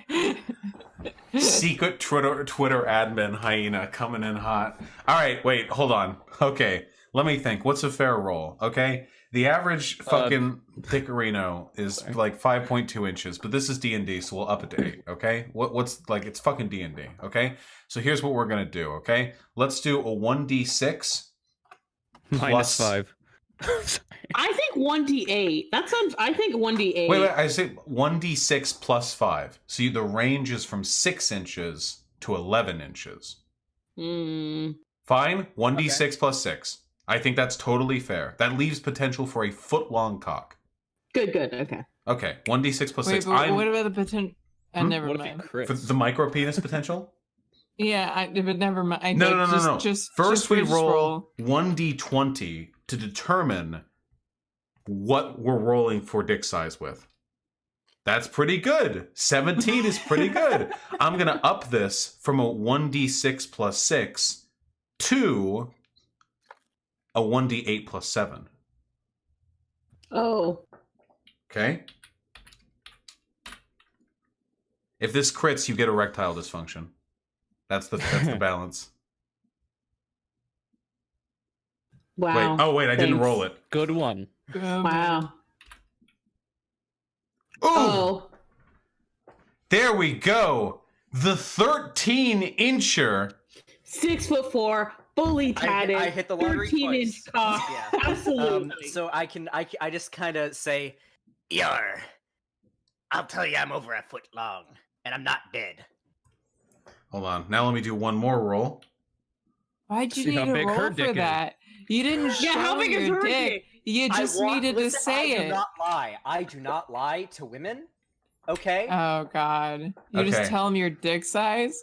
Caroline Wasted. sets Orthus down on the other side of the room with levitate, and as he like sort of clatters to the ground, his enormous like 30-foot long 30-inch long penis just sort of snakes out of his torn up trousers and flops against the ground heavily, like one of those novelty sausage rolls hitting the ground with a meaty thump. And she turns towards you, and she says, "So fucking stupid. You know. I mean, assuming you're telling the truth and all, and I'm not wasting a spell slot on figuring out whether or not you are. Given my state of deterioration, I'm pretty sure that a 13-incher would kill me." It would. Well, it would kill you a lot less than whatever that is. A I look 30-footer. over at the tiefling. The 30-footer. He's just a giant cock, fucking warbled together, clumped together, and held up with a suit of armor. I'm sorry. It This is certainly very. looks like it from the picture you drew. Well, it would kill her less, okay? It would be less. It would kill her less. White Nervosa looks disgusted. It has horns. Wait. What? It looks like it from the picture you drew. We can still see the picture you drew. It has horns. Listen, I'm Well, gonna I bring wasn't us, including that. Drew a picture of it its. It's Wait, an hold on. accessory. bringing us back to the main. Hey, no, she's talking about the fucking character portrait for Orthus. Okay, let's focus. All right. Oh yeah, let's get back to what's really important. Yeah. Yeah, How big Xander's is her dick, I dick? Are we guess. rolling for Yeah, that? how big is her dick? How big is her dick? I'm sorry, I rolled on everyone's genitalia already. I'm sorry. Carolyn has fat lips. Yikes! Not very woke of you, Vaush. Well, I rolled. Sorry. What do you want? Carolyn looks at you, Xanderhal, and Carolyn says, "Okay, well, I mean, as long as you're aware, I mean, bet's still on, right? You got to come back from the mines, my friend." I'm going to go to the Shadowlands or the Astral Plane or whatever it is, and I'm gonna get this MacGuffin, and we're gonna save the town. All right. Well, best of luck with all of that. You know, we have sent people down there before, but I guess the people we sent down there before couldn't beat the shit out of Orthus here. So, you know. Were any of them 6'4", fully fucking tatted? Well, one of them was Orthus, so Oh, well. All right, we kicked his ass. We're better than him. there you go. That's the next step up, right? Without armor, without weapons. Aye. All right. Well, better sleep off all these broken ribs. And then I walk away. She, as you walk away, she gives you a like a friendly pat on the back right over one of your broken ribs. Gives you like a nice, like go get him, tiger. I didn't even hit you that hard. It's like the meme where it's like, come on, bro, I didn't even hit you that hard with a big handprint. Yeah. It hurts quite a bit. All right, everyone, please return to full health. You no longer have the 5 additional maximum HP, but you do have maximum HP because you're healing up. It's time. Hog. Wait, so the spell that gave me the temporary maximum HP is gone. Correct, because we're sleeping. And Rebecca. Oh, we can't do anything? Wait, how much you was can. it? Nobody said Xanderhal. I was did. like, I said earlier I wanted Sorry, to find what? shops. oh no, there are no shops in town. Okay, there's no no shops reason in to have any So, anymore. There's no commerce. I would like to visit Really the quick, how informant much and was bring the him added okay. bonus to my max HP? 5. 5? Okay, cool. Okay. Just I didn't making even sure. get it, and I know this shit. Come on, keep up. Kazooie? I would like to go to the informant, the dude with the tapping and all that, Yeah. and bring him the clockwork insignia thing that we got off of Orthus, Gotcha. What? and maybe ask him about the astral plane, all this shit. What voice did I I can't- use for him? I can't Oh, hear because shit. I can't hear Conure. The fuck? What? Hold on, I'm gonna leave and rejoin the call. Now that he's gone. Okay, everyone talk. Hello? Hello. Hi. Okay, Hello. cool. Hello. I guess it's just when my internet came back, I immediately rejoined the call. Like it automatically rejoined me, and there was some glitch. I don't know. I couldn't hear Conure. Epic. But you can What? hear me now, right? Yeah, I can hear you just fine. Oh, I remember. Good. I remember the voice that I used for him now. Okay. As you go down into the basement of the cathedral, the ruined cathedral, and return down to the long, dark stairway that leads to a hallway that is punctuated by a void of black in the far end, you hear the cackling laugh of the informant ringing from the far end. Welcome. What have you got for me? Hi, stranger. What was that voice? It's RE4 He's- merchant. he's- Leave my he's literally inspirations the- out of here. It's literally the Not merchant you. from RE4. Okay. Okay. Hello. I've got another one of those clockwork insignia looking things. You said that if we brought these to you, it could be a good help for you and everyone else. Don't Wait, no, I tell kept me what mine. I said. Hmm? Well, I'm not there, but I'm. Oh, see, I kept the badge. Yeah. Yeah, you have your badge that's been turned into like a pseudo fleshy sort of thing. Kazooie has a fresh badge that was pulled off okay, Orthus's got it. corpse. Got it, my bad. Don't tell me what I said. Let me see it. Let me see it. And he reaches out one of his long, gangly arms towards you. I will graciously hold it out, put it on the ground for him. Ah. Oh, that's good. This one's the- good. It's not rusted at all. This is He did mention that he was able to go. It helped him traverse from this plane to the astral plane. Helped who? Very big tiefling boy. Orthus? Aye. Ah. Orthus was one of the holdaways from the Imperial Regiment sent to protect the town back when they were still investigating this infliction, this plague. And he stuck around. So this has been helping him. Is it true what they say, that he can come back, that death is not permanent for him? They seem pretty certain of it, that we don't have any concrete proof yet, considering he hasn't come back yet. I assume will it takes know. some time. I will know in a few hours, seeing as we fucking killed him. Ah, good enough. One moment. He pulls his arm back into the void of black on the far end, and he immediately this ringing noise emanates from the void of black into which nothing can be seen, and then the sharp banging of metal against metal.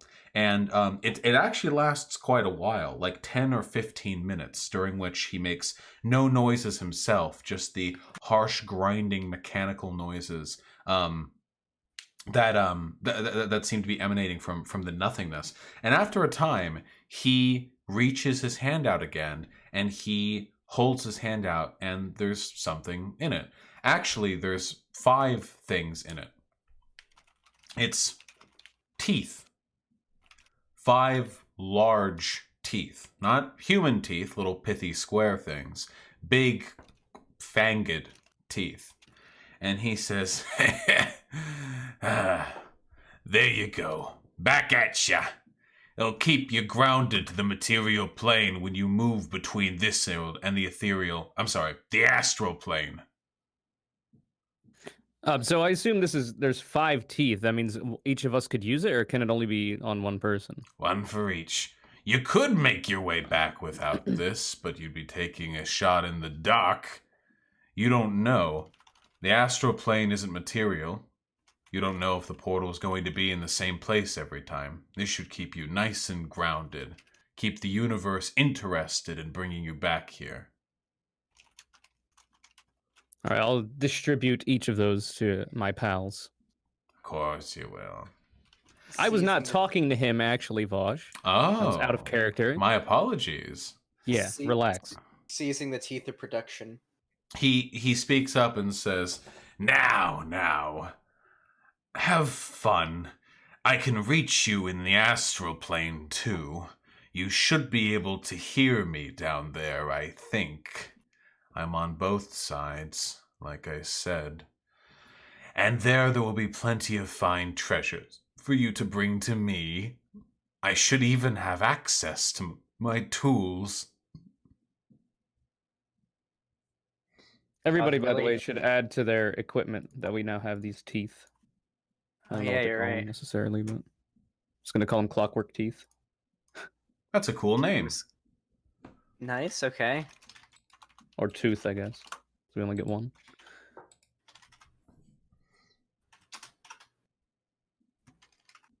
Exilia, Like a boomer, nice. and why? Are there anything that either of you would like to do before you sleep and begin the next day?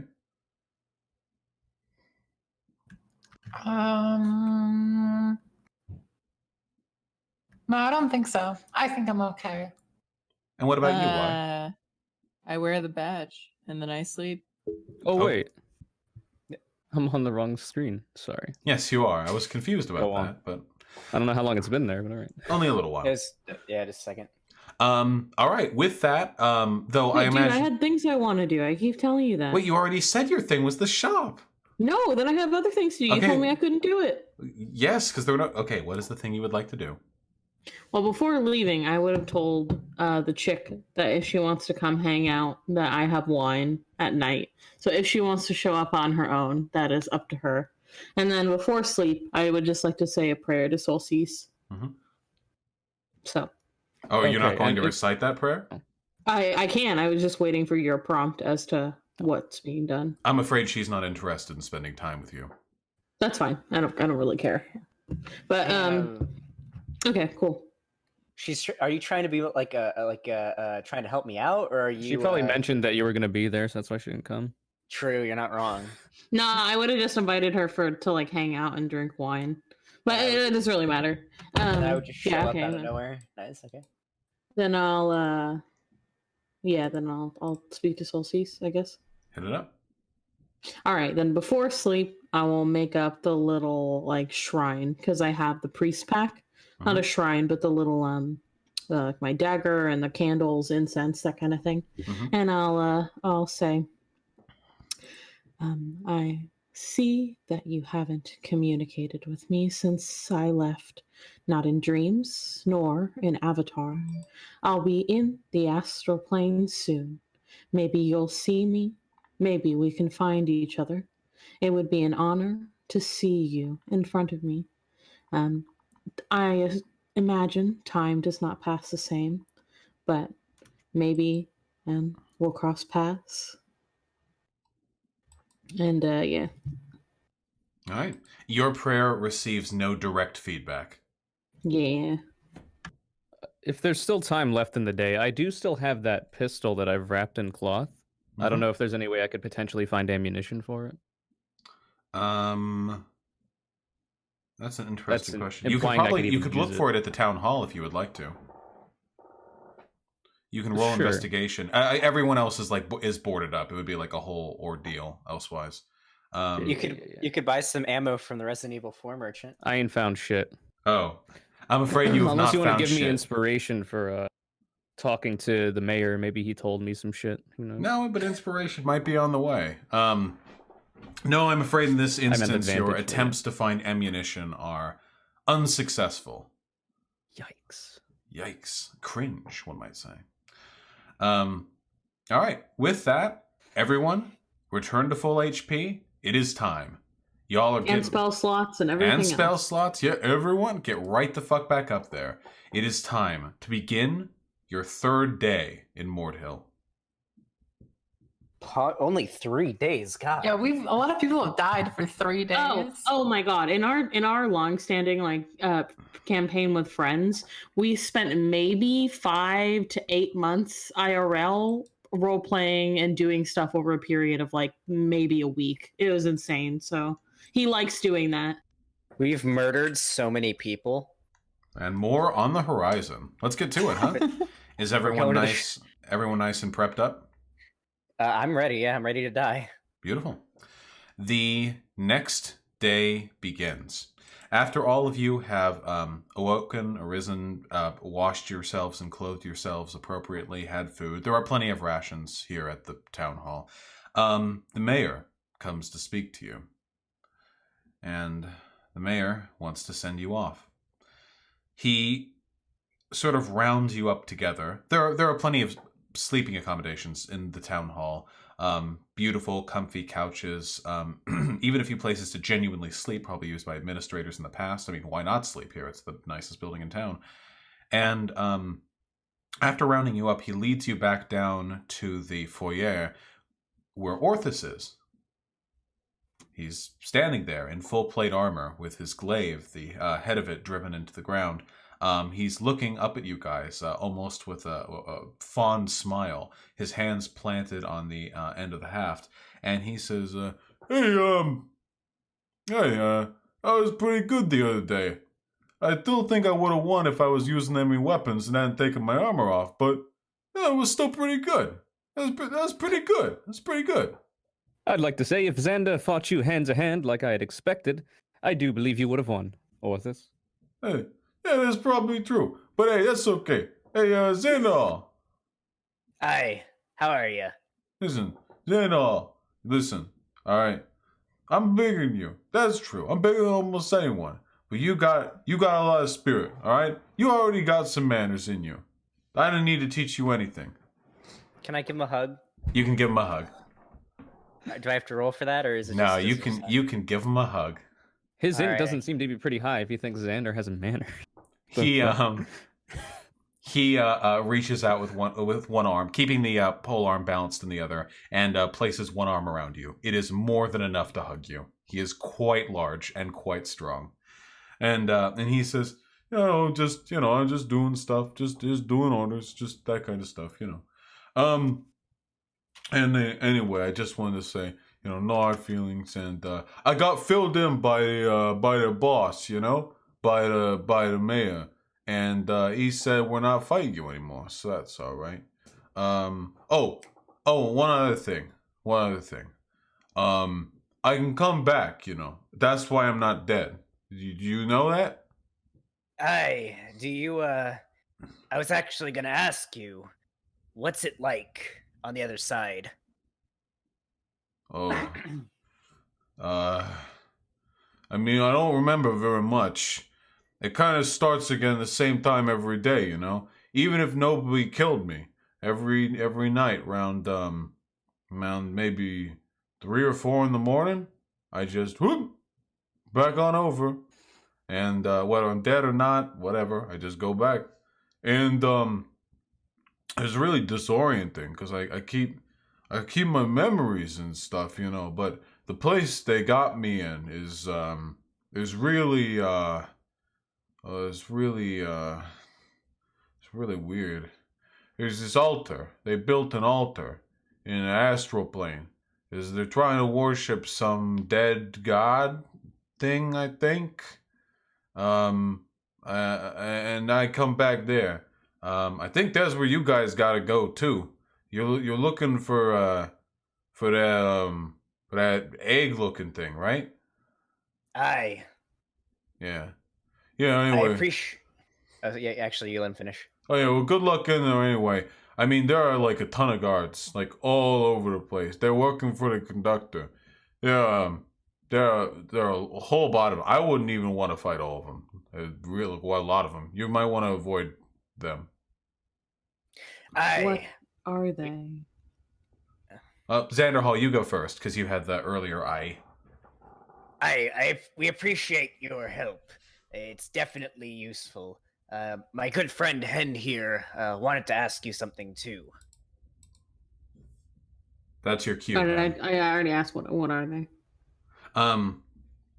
It's most of the guards they have back there are the people that used to live in Mordio, but then they passed. They didn't come back like me. They're all doing work over there. Some of them are building stuff. Some of them are guarding the whole place. Some of them are fighting the Raven Queen stuff. It's like a whole the ecosystem, like a camp. All right. That'd be interesting. Yeah. Well, good luck with them. Oh yeah. Oh, one other thing. Oh, I learned this because one time. Okay, I came back. It was like, it was like probably 3 in the morning over here. But it doesn't matter on the astral plane. They don't got the sun over there, so it's just whatever time, all the time over there. And I shut my shoulder, not really my shoulder, more like my hip, into one of the other guys, and we kind of had a little tussle for a little while, because I thought he was disrespecting me.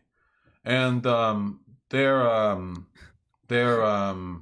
how do you say it? They're made of magic or whatever. You can't punch them. You got to use the magic stuff. Like this. He sort of plants his glaive into the ground. It's not a regular glaive. There are runes carved on it. Something like this, that kind of thing. Punching didn't work. But I didn't want to kill him or nothing, so I just ran real fast. Orthus, I don't think I have anything magic. Is it possible to make my short swords, can I give them runes and things like your glaive? I think you need to talk to like a magic man for that. We don't got any here. Our artificer died. Artificer? He looks at the mayor. Artificer? Artificer. Yes. Yeah, artificer. Yeah, he died. They got people doing that over there in the astral plane, though. They've got a whole system. Till then, though, you better be careful. We appreciate it, Orthus. Yeah. I'd go and help you guys if I could, but my coming back is sort of kind of conditional on me not fussing things up too much with what they're doing. you also can't say that me and the mayor helped you. Because if you did, they'd take away whatever it is, keep bringing me back. And I figured then I'd probably get the plague. And then I couldn't help when you guys come back. You know, I don't know what I can do. But We'll be sure not to mention you, my friend. We wouldn't want anything bad to happen to you. I mean that genuinely, by the way. Like I don't know if that came off as sarcastic, but yeah, he's a cool dude. Gotcha. Here. He hands you, Xanderhal, his glaive. It is too large for you to wield and cannot be wielded traditionally as a weapon. It's over like 80 pounds. There's no way to swing this thing in like combat. It can, however, be lugged around in case you need it. I'm gonna be honest with you, Orthus. I may be 6'4" and fully tatted, but this is a bit much for me. But I do appreciate the sentiment, my friend. All right, that's okay. Maybe you'll find something down the mines. I don't know. Here, wait, give it back. I take it back. I want it. I like it a lot. Is it magic? Yeah, it was made for me by the town officer, Silas. It was a while back. He was a good guy. He's dead now. So it's magic. The glaive. Yeah. And I'll turn to Xander and say, "You could have attuned with it. You know. Probably would have made it lighter." I have no idea what that means. No, I understand. That won't work though. No, this is just wood waste. It's not magic heavy. It's just really got a lot of metal in it. Okay. Well, anyway, I can't really send you all off over there because if any of the people on the other side of the portal see us with you, they'll figure out we helped you. So, good luck out there. Okay? I'll do a salute. And I give a nice big wave to him as we're walking away, and I say, "Have a good one, Orthus." Have a good I'll one. do the same bow I did before in the beginning of the last. I'll softly nod my head. I just salute. He does a little attempts a curtsy. It looks ridiculous at his size. And he oh, one more thing. Ooh. Hey, if you see me again, he looks like his eyes shuffle. Tell me to call my mom more. All right, Orthus, we will. All right. Good luck. Have a good one, my friend. Real quick, he said that only magic could damage these creatures. I assume that, considering that the magic damage I did to the clockwork man was able to hit him, is that the same for them? Yes, I believe your the psychic damage that you do with your fists when you project them like that is a type of magic damage. Okay. Yeah, so the only person here who is completely limited at the moment would be Xanderhal, since he's limited exclusively to physical damage. But that's what magic weapons are for. Yeah, I'm gonna get myself some good shit when we get to the Shadowlands / Astral Plane. Are you guys ready to begin your journey? Yes. I would like to see little Bobby before we go, if that was his name. Why you want to definitely wasn't. Conure wants to say hi to all our fucking NPCs. I just want to say hi real quick. Tell him. Why do you want to fucking kill him? I'm just saying, what's up? What the fuck? I'm just saying that most NPCs in this campaign die if we spend too much time around them. Well, right now you're here. Yeah, let's go say bye to him, huh? There are no threats on your way, and therefore I don't need to describe it in detail. When you make your ways to the front door of the of the inn, he's there tending to things, sweeping up. Hi, hello, hi. His name was Bobby, right? His name was never given. Wait, really? Yeah, it was Bobby. Yeah. Was it really Bobby? No, I think he might have said that as a joke. I don't know if he ever actually gave us a name. Oh shit. Hi, lad. What's your name again? I forgot. What the fuck? Bobby? I hate you. Did I commit to that? That's not what I wrote down, but if that's what I said, that's... Just wanted to swing by and say what's up, see how you been. Oh, Oh, things have been going really well, sir. Well, I cleaned up a lot of the mess that I made. Well, okay, I made a really big mess because I thought, well, all right, what if we could clean out some of this grout and some of the weird plague warble brickwork with some good old water and soap and scrubbing and maybe some elbow grease, you know? But it didn't work, and I just got elbow grease everywhere, and it smelled really bad because it pulled off some oils that have been secreting from the walls. So I had to clean that up with water, but water didn't do it. So oil and water just sort of trickled down, and it smelled really bad. So instead, I just tried to absorb it and dry it out. But the sun hasn't been shining very much because it's been so overcast lately. So instead, I had Carolyn swing by early in the morning, and she used a fire spell to clear out some of it, and it smells a lot better now. And that's mostly how my morning's been. How about you? About the same. About as difficult anyway. You seem to be working very hard around here. I appreciate that, Bobby. Of course, I have to have this place ready for any inmates who come in to have a clean, restful night of rest and relaxation. Well, Bobby, we got something to tell you. We're going down into the mines, and we're gonna solve this whole plague thing, and you don't have to worry about this rotten hotel anymore. It'll be nice and fixed again. Begging your pardon, but this hotel isn't rotten even in its current state. I do my best to keep this ship and shape. Especially even with not Bobby working here. What the fuck are you talking about, Xander? This place is immaculate. No. Shut the fuck up before I shove No. a sword up your ass. Kazooie, I appreciate your earnestness and your sympathy, but all the same, let's be kind to our guests here, and Xanderhal likewise. Kazooie was just defending my honor as an innkeeper, and I appreciate both of your interest in this place, but all the same, I do everything in my power to keep this place nice, and part of keeping this place nice is to keep you people from fighting one another.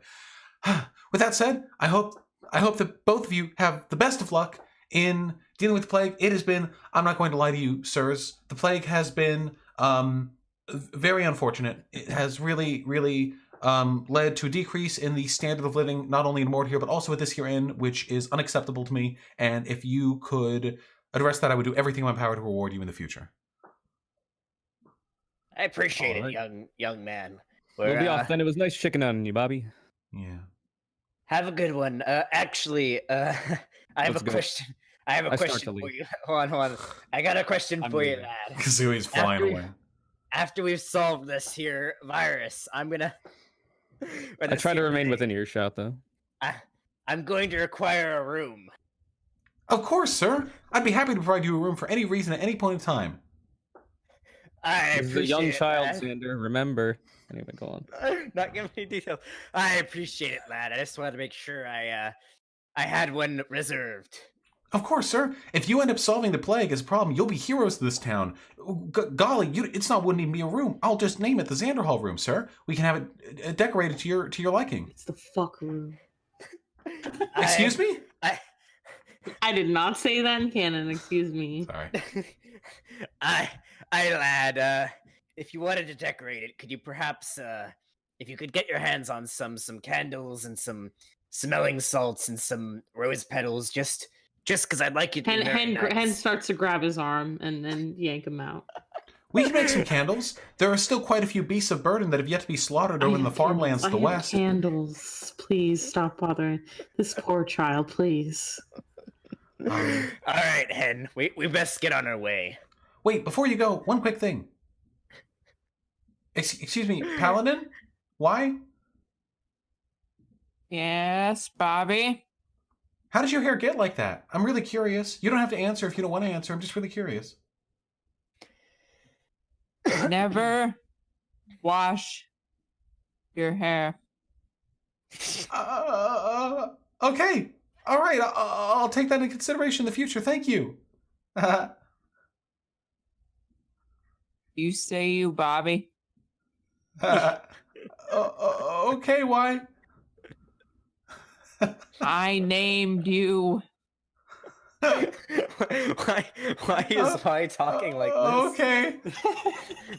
Did she get hit on the head during the last fight? Yeah. Well, like, look, okay, like, I can't be monotone. I don't know. I'm trying to find it. It's working, okay? I'm here for it, 100%. You do you, Queen. Also, I totally named Bobby, by the way. Like, that slipped in there. Remember how I was calling every character Bob? Yeah, I think Now that I think it kind of just stuck this time. Yeah. Yeah, now it's in canon. 10 out of 10. Would play again. Thank you, guys. I'm excited to get to that room after we've solved this here plague. I'm dragging him out. All right. With you guys on your way, you're now heading on over to the mines, which are I have right up here. a thing to do Oh, no. when we reach the mouth of the mine. Okay. You have reached the mouth of the mine. I would like to ritually cast augury. And what does augury do? Augury! By casting... do you have tokens worth at least 25 gold pieces? That's quite a bit. Specially marked sticks, bones, or similar tokens. I would imagine so, yeah, she's a cleric. Well, no, that would have to be something marked in your inventory, I'm afraid. 25 gold pieces is quite a bit, especially at this level. Well, I don't need that. Worth 25 gold pieces. So it has to be that specifically? Yes, you would have to buy that from a shop or find it elsewhere. How much money? Where can I tell how much money I have? Because I could just give her some of my coins, right? Well, she doesn't have the sticks, bones, or similar tokens worth Well, that I much. assumed, I definitely think she would. Well, so. you wouldn't. Like she's from like a... All right, well, that's on you then. No, it's not. That's the You would way have it to works. acquire them at some point. Even Yeah, if you pooled your components money that together. worth a gold value, you have to specifically seek out. They're not just It just part seems of like your weird to me cleric that a cleric wouldn't have that for divination. $2,500 worth of sticks, bones, or similar tokens. I mean, yeah. No, that is not something that most All clerics right, carry well, around. give me somewhere to fucking buy them then. I will keep that in mind. No augury cast, I am afraid. You're at the mouth of the mines that lead down, and there's actually someone there waiting for you. It's the brother. It is the brother of the person that Xanderhal has been so ardently trying to fuck. The other sorcerer who has taken the task of guarding the mines. And as you approach, he says, "Oh, hello." Real quick, before we arrived at this point, I would have liked to fly around and just stretch my wings, just so we know. Yeah, for sure. You're totally free to, but nothing much down to scout upon at the moment. Nothing that you notice, at least. Go on, Xander, with your whatever you're saying. I say, hello there, lad. All right. Well, orders changed, so I guess I'm helping all of you now. Come along. Aye. All right. He pulls a lit torch off of one of the sconces that are set into the wall, adjacent to the entrance of the cave, and begins to head further in, gesturing for all of you to follow along. The interior of the cave, at least this portion of it, is quite wide, with a rail track running down the middle. It leads down quite a ways, and the whole while he's talking to you. So, you're all going to save the town, right? Aye, that'd be our plan. More or less. And I have a pretty good celebration in mind for when I'm done, but that's my business. You mean fucking my sister? She's been laughing about you all night. I laugh in character. What has she been laughing about, lad? Listen, I'm going to keep that nice and ambiguous for you so as not to crush your hopes. We'll say it was spirited. I say, all right, fuck it, I'm not helping your town, and I turn around and I start walking. Can I away try to from trip him when he walks away? You can absolutely try. Roll sleight of foot. I would say that's pretty acrobatic. You can, or acrobatic, whatever you're feeling. That's pretty good. You can make a dex. You can do a dex save to attempt to avoid being tripped. I'm just gonna accept the trip and just fall down. Yeah, you get just up and- fucking face plant. You just hit your face right into the fucking right into the rail cart fucking metal. My the soul is track. drained at this point. I want to just run into the portal so I can die and go to the fucking to the ethereal plane, the astral plane, plane. and just fucking stay there. I don't want to come back. This is the simpest simp I have ever. True. Oh, I've been on Xander in character this whole time to try to break him out of it, make him go full Volcel, but you know, we try. Right. See, that's why I was trying to be ambiguous. Come on now, saving the town's this way. We can't Alright, save Dad. the town. We have, the plague and all that. So lovely to have some clean folks come on by. Have any of you been in the mines? Not these mines, I'm sorry. The mines general before. Have you been in mines? Well, I I'm doubt from- Kazooie has. I nod. I be from the Underdark, so I've been to a lot of caves and things like that, so it shouldn't be any different from what I'm used to. That pounds. You've probably been in more caves than I have. Yeah, so you definitely count. Xalia? Caves, yeah. Not so much mines. What about you? Why? Nay. Same answer. But Well, they're pretty simple. I mean, obviously, try not to hit your head and all that. But we had this place outfitted pretty well a few years back before everything went to shit. He leads you over to one of the downward tunnels of the mine shaft. It's just a straight shot down, and there's a cart, a rather large one, almost a basket, hanging in suspension over the empty space, which continues down far enough that even those of you with dark vision can't see its base. Essentially, he's pointing at an elevator, albeit a manual one. And he says... I don't know if you've tried this before, but get in. This is how we get to the lower levels. We have to go quite a way down. Aye, well, off we go then. He steps on along with the rest of you and then begins to operate the mechanism, which is essentially a lever that unhitches one of the ropes that is attached to the pulley system, that begins to allow us to descend by switching the amount of weight placed on the counterweight. And you guys begin to lower. And he has to keep his hand on the lever the entire time because letting go would cut all the weight from the counterweight and you guys would instantly plummet to your death. So he's slowly, lowering you guys down at an appropriate rate. And you can see the branching paths that cut out into the mountainside.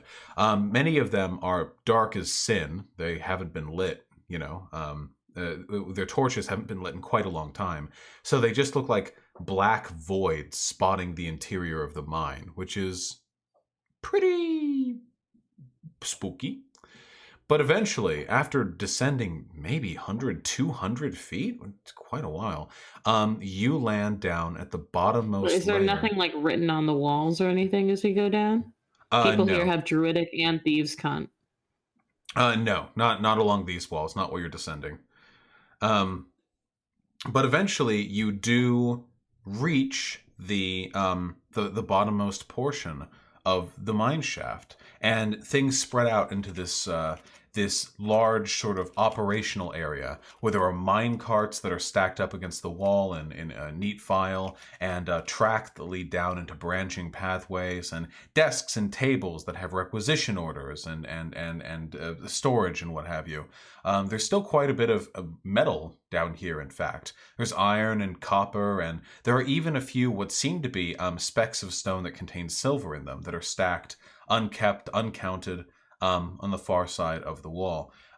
He turns towards the five of you after stepping off the elevator and says, "All right, come along now, or you'll get lost. I mean, I would if I hadn't already done all this before."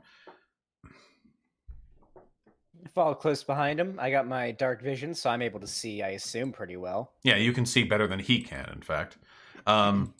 He leads you on down one of the passageways, and written along... Yes?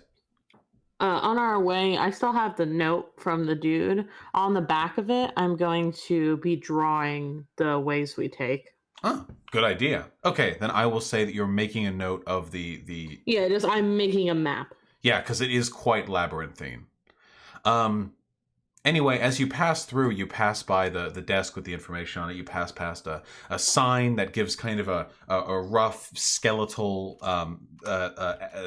description of the passageways and what they lead to, like mine shaft or like 17-3 or shit like that. But you're leading through, and at a point, the man stops, and he says, Okay. I think this is as far as I can go before they spot me. He turns towards the 5 of you. We're not entirely sure how it works, but it seems like the people on the other side have a limited awareness of things that come near the portal. And if I came near the portal with you, then it would indicate that I'm helping you, and we're really trying to keep things as quiet as we can. Let me think. Points of advice. Points of advice. Oh, right. Things get a little weird closer to the portal. Nothing dangerous, really. Not on this end. On the other end, yes, but I've never been there, you know. Just watch your step. And any questions? Well, I had all my questions answered by Orthus. Anyone else here got a question? Yay. I've just been Alright. preening my feathers. I shake my head. Yeah. Okay, I look good. over at Y incredulously. No. Delightful. I didn't want to have to answer any questions anyway. I know almost nothing. I just protect the minds, as I'm told. Okay, so good luck, Godspeed, and if you come back, then I guess then my sister will sleep with you, Xanderhal. So what a wonderful incentive for you to continue and press on forward and make it out of here alive, right? My face is now beaming. I turn and I bolt in the direction of the portal. Oh my god. Okay, go after him. He'll die on his own. Not that I mind that much. Go on. I very slowly walk in the same Yeah, I direction. keep moving forward at a pretty normal Pretty pace. reasonable I'll pace. just keep walking forward. He's already setting off the traps, so Well, I'm not running. I'm like I'm walking briskly. Power walk. Pussy shit. Sprint straight into the Pussy portal. shit, sprint I'm for it briskly like bolting. a king. Dive briskly, I'm briskly walking in a bolt of sorts. He Set off the traps. That's fine. He turns away and begins to head back, so it's on you guys now. Xanderhal, you're leading the way, and you notice shortly after beginning your bolt that the cave walls around you are oriented slightly differently than they were before. Everything before was laid out pretty cleanly, professionally bored, flat floors, but now things are getting a little bit more circular. The ground is rounding up somewhat, and the stone is jutting outwards in almost these in stalagmite patterns that make them difficult to walk around. The jutting up portions of the floor are actually overlapping over what used to apparently be a minecart track, which means that things have sort of grown over here. The walls begin to contort and bend inward. Everything is still walkable, but only after having progressed for a little while longer do you realize, as turning back to the rest of your party mates, Xanderhal, that you are currently standing on the wall. You're 90 degrees oriented around. I don't think this be that spell you casted on me earlier. Wait, who casted that spell that lets me walk in walls Me. earlier? Was it Exilia? Yeah. Exilia, I don't think this is that spell that you casted on me earlier. Something is wrong here. I guess we're beginning to see what that elf was talking about. Aye. Well, onward we go then. Actually, no. Can I roll perception to get like a better idea of what's going on here? Can I spot any traps or anything like that? Yeah, certainly. That's always a very wise thing to do when entering new situations. Yeah. I will do the same Perception. once he's done.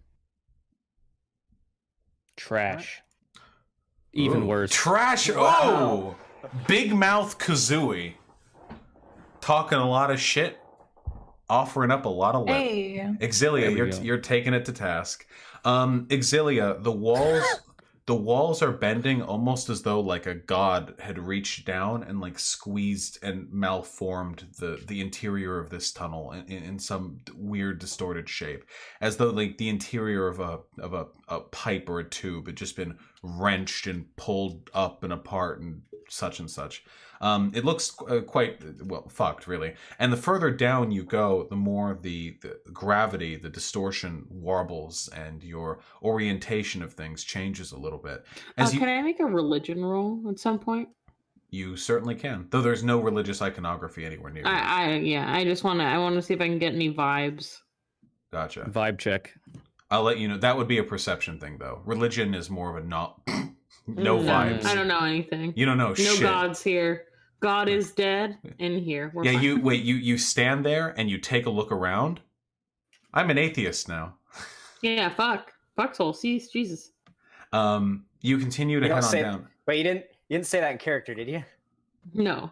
Okay, good. The further down you go, the more warbled things get, the more distorted gravity is, and after a little while, you find it. You find it. It's obvious what it is. It's apparently a silver pool. You're still heading down a tunnel, and the tunnel begins to dip slowly into the earth. It descends at a slight decline. And it looks almost as though that portion of the tunnel, which has descended into the earth, has been flooded. Which happens all the time in caves, except this time it's not water. It is a perfectly iridescent, flawlessly smooth surface of almost translucent silver that glimmers in the faint torchlight with a majestic and deeply unsettling allure. Is this where Orthus I want to go over jacks to it off? and I want to touch it.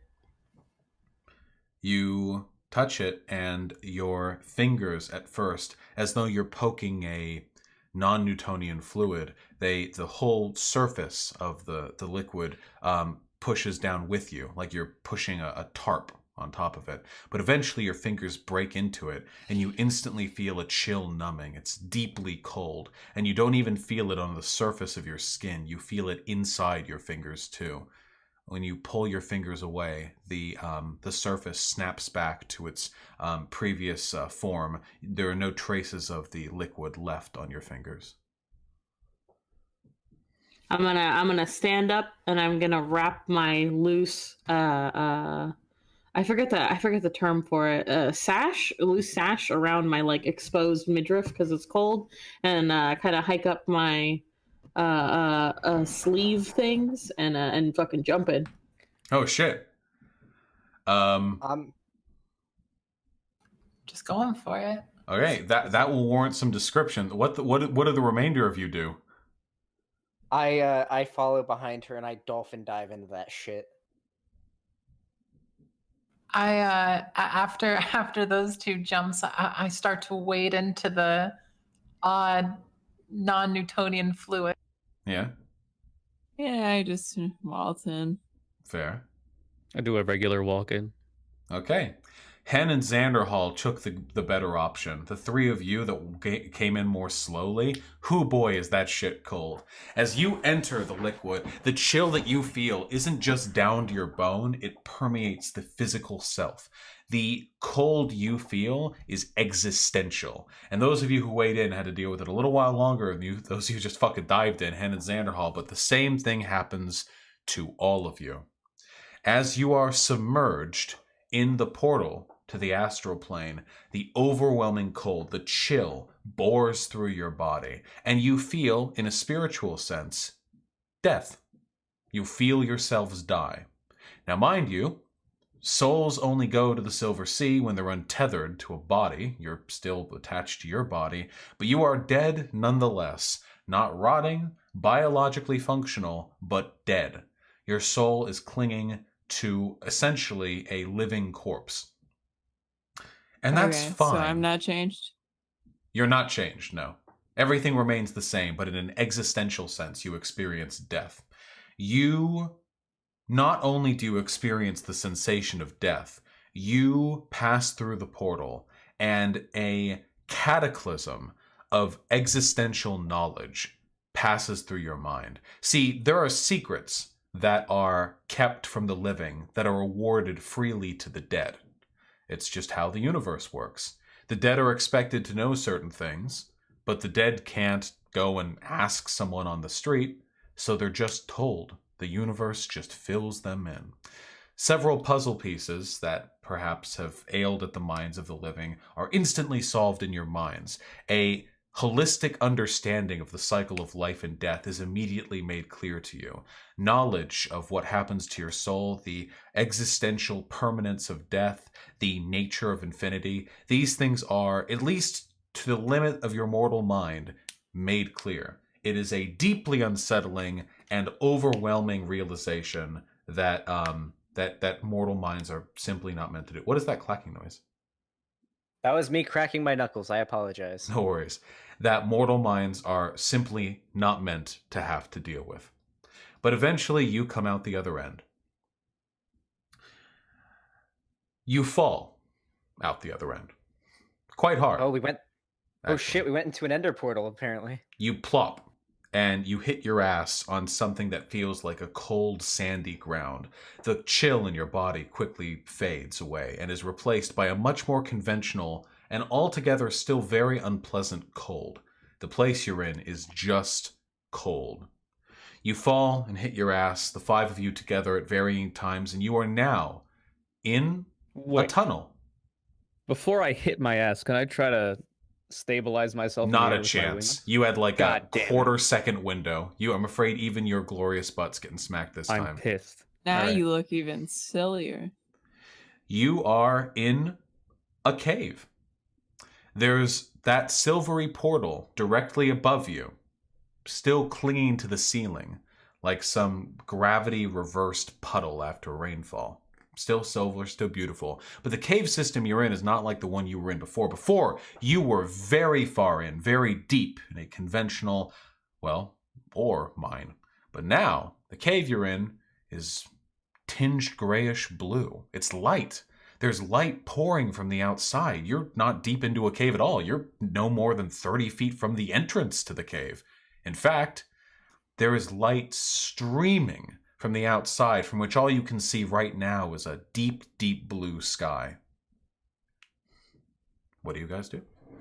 How far up is the portal we plopped out of? It's very close. It's like maybe 8 feet off the ground. Orthus would be like have his head in it, you know, if he was standing up straight on the cave floor. So could I reasonably fly back into it if I wanted to? Yes. Interesting. Okay. I'll just see what I can perceive in the area. I'll look around without going very far. Can't see shit. Peck the ground a little bit. Anyway, who wants to go next? I can give you a bit with a 7 perception. Sure. The cave walls are a mixture of bluish-gray rock and whitish blue that look almost like bone. It functions like rock. It has those same like weird, craggy, kind of bumpy, uncomfortable outcroppings you would expect from a rock cave. But the color and actual physical texture are very not rock-like. Again, astral plane, literally a different plane of existence. Beyond that, though, the only thing of which you make note is the fact that the ground in this cave has been treaded many times. There are actually scuff marks down the center of the cave pathway that lead to where you are currently, the entrance to the portal. I would like to do 2 things. Mm-hmm. One is begin attempting to draw another map of our path. And 2 is take out a candle, light it, and drip some of the wax on the floor underneath the portal. And occasionally, as we walk, I will be doing that. Okay, you're free to do both of those things without any associated skill checks. Yeah, I'm going to keep doing that. I'm going to use up at least 2 of my candles and then tell me. Gotcha. And with the 5. Because I have 10. 2 candles would get you a long way. Okay, that's what I figured. Yeah. What'd you say, Xanderhal? I said hen with the 5-head strat here. Yeah, I should have been a ranger. Fuck. What would you guys like to do next? I see light at the end of the cave. I say we go out and see what's out there. It kinda looks pretty. You know, I think there's I think that's a pretty good idea. I don't really know what else we can do. Just stuck in this cave here. Go for it and roll I'll perception. go along with whatever, but I definitely won't be going first. I'm walking. Okay. I'm walking. I'll go. I'll find my god. I'll see y'all. Yeah, I'm walking with Hen. Me and her are on our way out. Exilia, that's a pretty good roll of 16. How about we roll with that one, huh? Unless somebody gets something even higher. You walk to the end of this little cave, and you step out into the beaming light, and you see, for the first time in your life, you see something that most mortal adventurers will never see in their lives. We're switching now to Kazooie. You suck, Exilia. Kazooie sees something most mortal adventurers would never see in their entire lives. They see something that is typically reserved for the passages of myth and legend. They see something that most people see last. You gaze out upon the silver sea, Kazooie. The infinite, ever-stretching void of death that has encompassed all the souls to have ever passed throughout all time that had no ties to any other dimensions, which is most of them. Untold, probably trillions, quadrillions of entities reside within the Silver Sea. There is no knowledge of what lies beneath it. When the dead are resurrected, they return with no memory of the Silver Sea. All that is known from the communication with spirits is that it is, generally speaking, pleasant down there.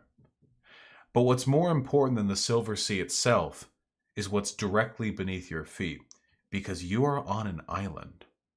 The Silver Sea is just that. It can be traversed as one, and there are islands to break up its mass.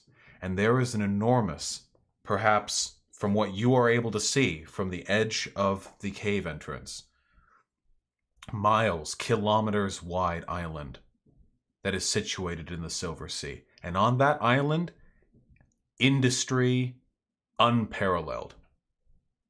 You see a factory that looks like it shouldn't have been invented yet. Massive steel bars bending 80, 100 feet into the air to contain hangars and docking facilities. Dozens of people working on long belts that move of their own accord. You see people manufacturing guns. This is all below you, 2,000 feet down maybe, but this facility is enormous. And what you see, even closer to you than that, is an amphitheater. And at the center of that amphitheater is a collection of spirits that are playing a jaunty tune. And that tune is ringing out across the entirety of the island. You were insulated from its sound when you were in the cave, but now it rings as clearly in your ears as the voice of one of your compatriots would. It's the sound of drums and horns and trumpets and keys. There's a whole theater down there, and it is teeming with thousands of dead. They wouldn't look dead if you didn't know they weren't already. You can see them down there. The citizens of Mordhill. Some of them are dancing, some of them are singing, some of them are twirling around, but most of them are working to that beat. And at the center of the amphitheater, atop the highest stage from which the loudest music is procured, is the conductor. You can see him down there. He's big enough, even at that distance. It's pretty clear what you're looking at. 11 feet tall, horned, bone, shape of a werewolf. He's huge. And what's more, he's not boned in the same way anymore. He used to be a skeleton. Now, there's meat on him. A head, at least. Portions of the arm and torso and chest. He's partially skeletoned, like a decaying corpse. And he's conducting this theater, conducting this parade of thousands of dead, most of whom are tasked with working. The scope of their construction is unfathomable. Most of the factory that you see, most of this facility is being tasked with the production of things that are unrecognizable to you. Some of them you can see firearms. But there are other things too. You can see treads of leather being lashed together around wheels that are jointed to the side of enormous iron contraptions, giant barrels, steel drums, large enough to fit within them 20 men, with cannons on top of them. You can see every manner of contraption being assembled down there in lockstep with the beat of that music. Guards patrolling. And after taking all of this in for a little while, this enormous complex that stretches across almost the entirety of the island, accessible to you now if you were to walk down the trail next to the mountainside, you see this place's guardian. Because overlooking the entirety of all of this, overlooking the entire mountain facility, rearing now around the side of a mountain, is this island's guardian, a skeleton, a titan. Over 100 feet tall. You see it coming around when its hand buries itself into the mountainside and it begins to walk around the mountain that you are currently situated within. It carefully steps around the facilities. It's not the skeleton of any creature you've ever seen. Its rib cage reaches from just below its collarbone to past its hip bone. It has 4 arms. Its head is long and bulbous. It has many eye sockets. And it is overwhelmingly large, as is the weapon it's dragging behind it, a club. That is what you see when you look out of the cave system, when you look out across the island. A massive complex, music, revelry, and industry being overlooked by a titanous giant and by the conductor. I turn to my I turn to my compatriots here, and I say, Well, I'm gonna need to take a stop somewhere to clean out my trousers, but this reminds me of the open sea, so I like it. Looks like a party. well, the giant skeleton has made Xanderhal shit himself. Am I able to fly throughout here? I'm not going to yet, but You wouldn't are know there any until you penalties tried. for flying? Okay. No shame in shitting yourself, Xanderhal. Yeah, giant skeleton dude. Yeah. I was about to ask Anna if he had invisibility, but I forgot he's not a magic class. I'm just a swashbuckler rogue. I just do the stabby slashy slashy. Am I reasonably able to attempt to fly without drawing attention to myself? You could try within the cave, but you guys are Because, like, actually in a pretty precarious position yourselves. Everything you can see could see you if they were looking hard enough. Oh well, shit. I'm not gonna try then. Fuck. Gotcha. So, what's the plan, team? Well, Okay. I reckon that so we're like up on a mountain, right? On this island, looking down at everything. Yeah, there's a you're near the peak of the island. There's a cave in that peak, a small one that you're peeking out of currently. There's a mountain trail that leads down to the flatlands of the island on which these settlements are built. I mean, like, all I can think we do is we go down to the settlements, right? I reckon we got no choice but to go down to the settlements down there and See if we talk to somebody, if they attack us. That sounds like a good way to, I don't know, probably get killed. Who knows if these people, Gary, you can even talk to them at this point. They seem pretty corralled. Do you remember trying to talk to the dwarf initially? well, to be honest with you, I have no idea what we would do otherwise. Well, I think we could at least go scout it out. All right then. Well, Well, look, do these. So I'm getting like the idea that this is like a tropical island, right? Well, it's not tropical by any means. It's quite barren with bluish, grayish rock. But it is indeed an island. But there's no like foliage here. Okay, No I was foliage gonna at all. ask, No, yeah? no jungle. No forest. In the astral plane?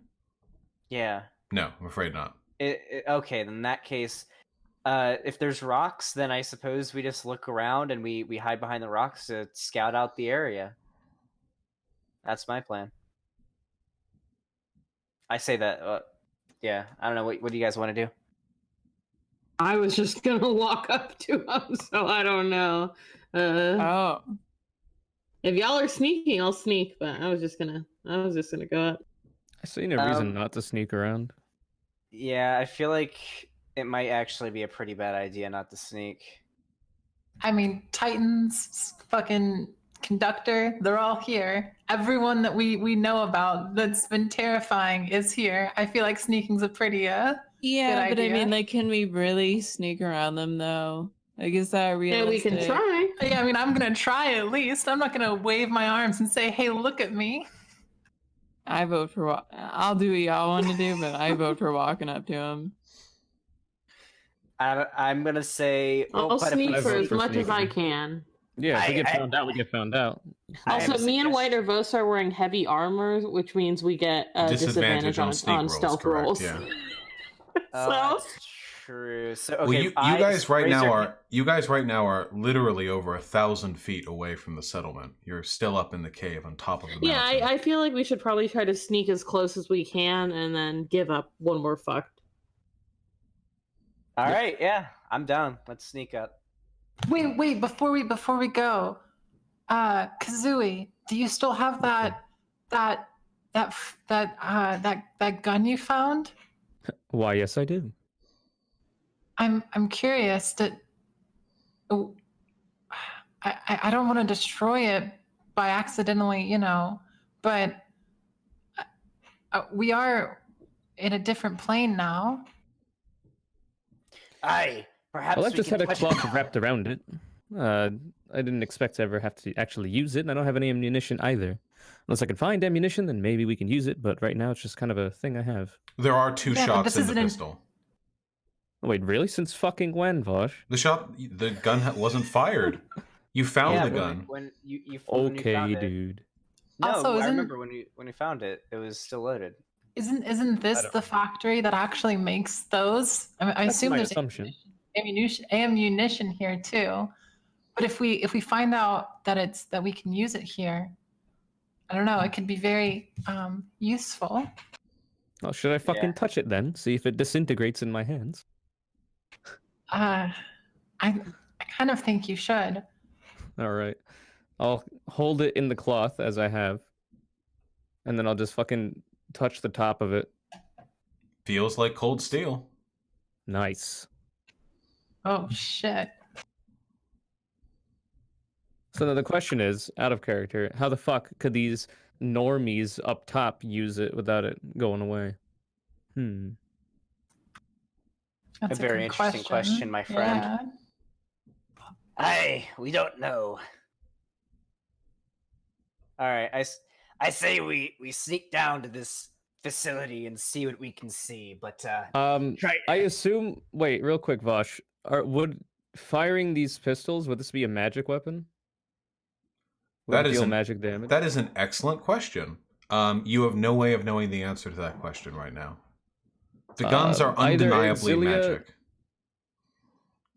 Either Exilia or Hen, would they be able to decipher or figure anything out? They would Okay. be able to, using detect magic, determine whether or not the gun itself is magic, to which the answer is yes. However, Mhm. whether or not the fact that it is magic confers it the magical weapons property would be a matter of trial and error. Okay, we either got way. hit with it though. No. Either so way. like we would know. It is magical, the weapon itself. Yeah. But we got shot. No?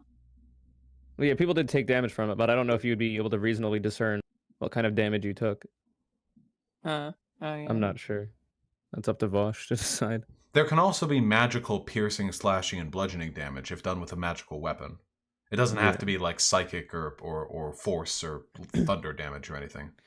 All right. Either way, Xander, seems like you're pretty fucking useless in this plane, as we've heard. I'll give you this gun. It's got 2 bullets in it. Try not to miss. I appreciate it, my friend. All right, so you gotta add that to my character sheet thing. Yeah, Yeah. absolutely. Clockwork pistol. I'll get rid of it in mine. See how nice I am? No idea how much damage it would do, and Nope. I guess I can add that at next session. You know, just there we go. How much does it weigh? God, like 2 pounds? I don't know. All right, shouldn't be too much. All right, there we go. Well, plus you want to add it to like your attacks and spellcasting, you know? Well, like, but I You just do I need- manually roll it if he is to use it this time Oh, around. okay. Yeah. I only got 2 bullets, so even then, it's only like 2 manual rolls, even if we do use it this session. Blat. All right. What are you guys doing? Yeah, but the game. I think it's about time we started sneaking to the facility. Sneaky breaky. Good Okay. luck. For you to do that, you would have to, you would have to begin by carefully making your way down the mountainside. The bare rock face, because there's no foliage, it's pretty sparse. It's not particularly good sneaking material. However, the incline of the mountain slope is sufficient, and the paths wide enough that if you kept near to the base of the mountain and were careful, you would be pretty much obscured from the sight of those below. Not, mind you, the sight of the titanic creature, which is making its rounds around the island as we speak. I'm going to be casting guidance whenever I need to make a check. Gotcha. I'll So- keep that in mind. Interesting. Okay. I guess we'll just keep sneaking.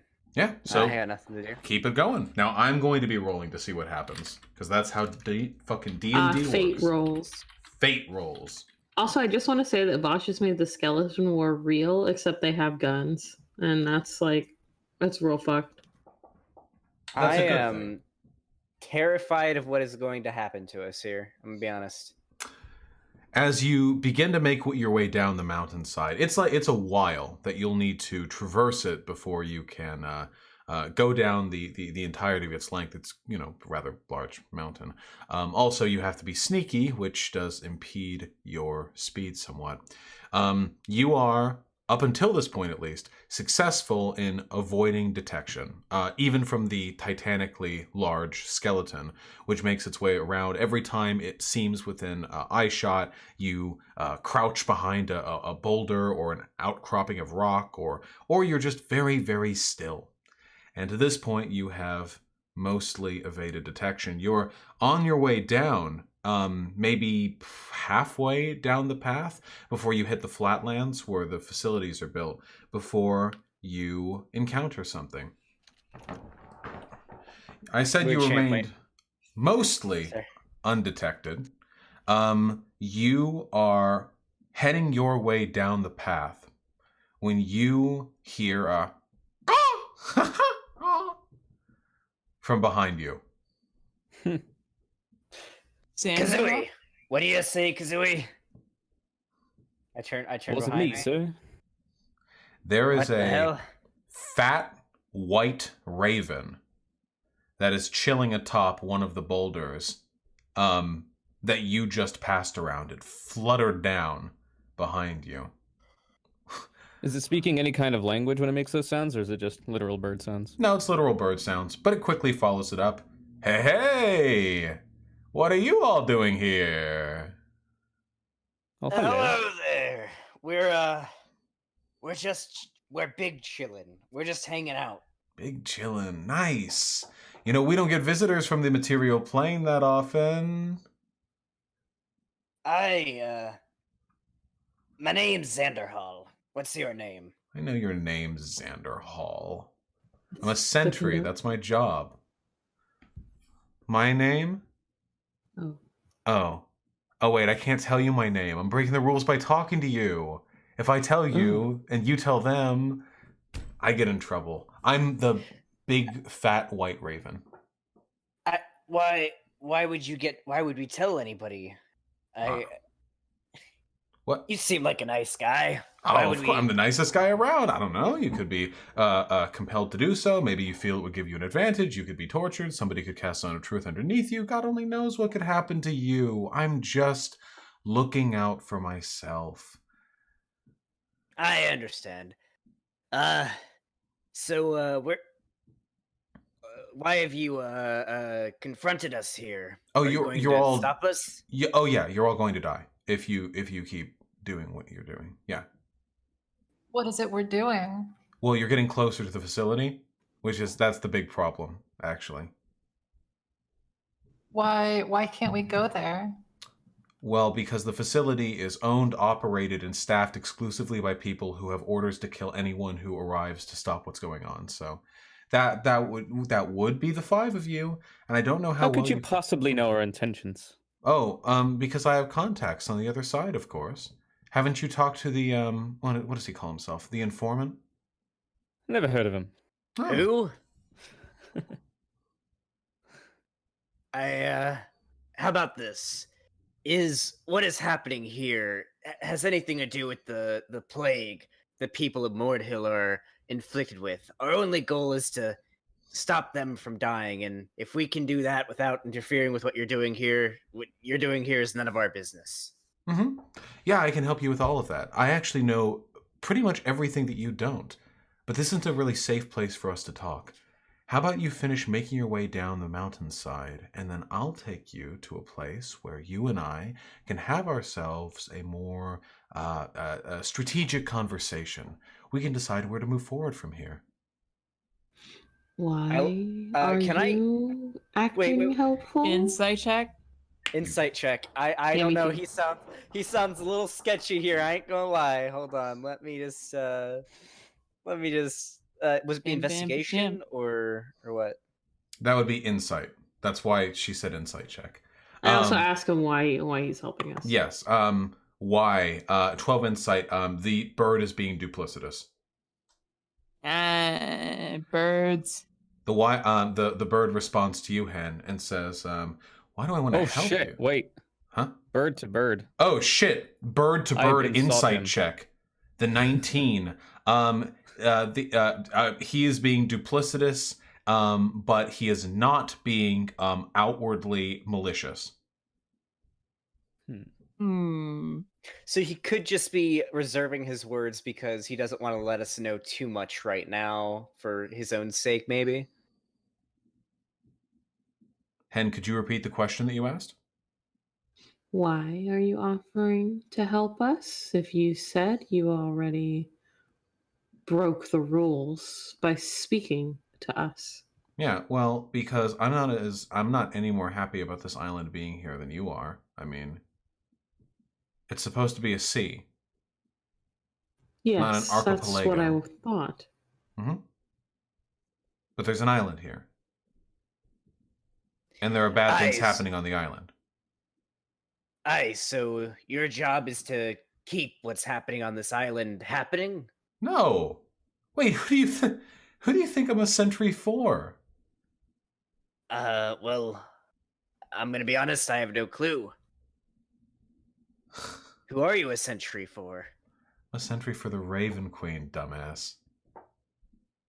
We don't have to get mean here, but tell me about Idiot. this. Tell me about this Raven Queen. I'm sure Kazooie here might already know, but I don't.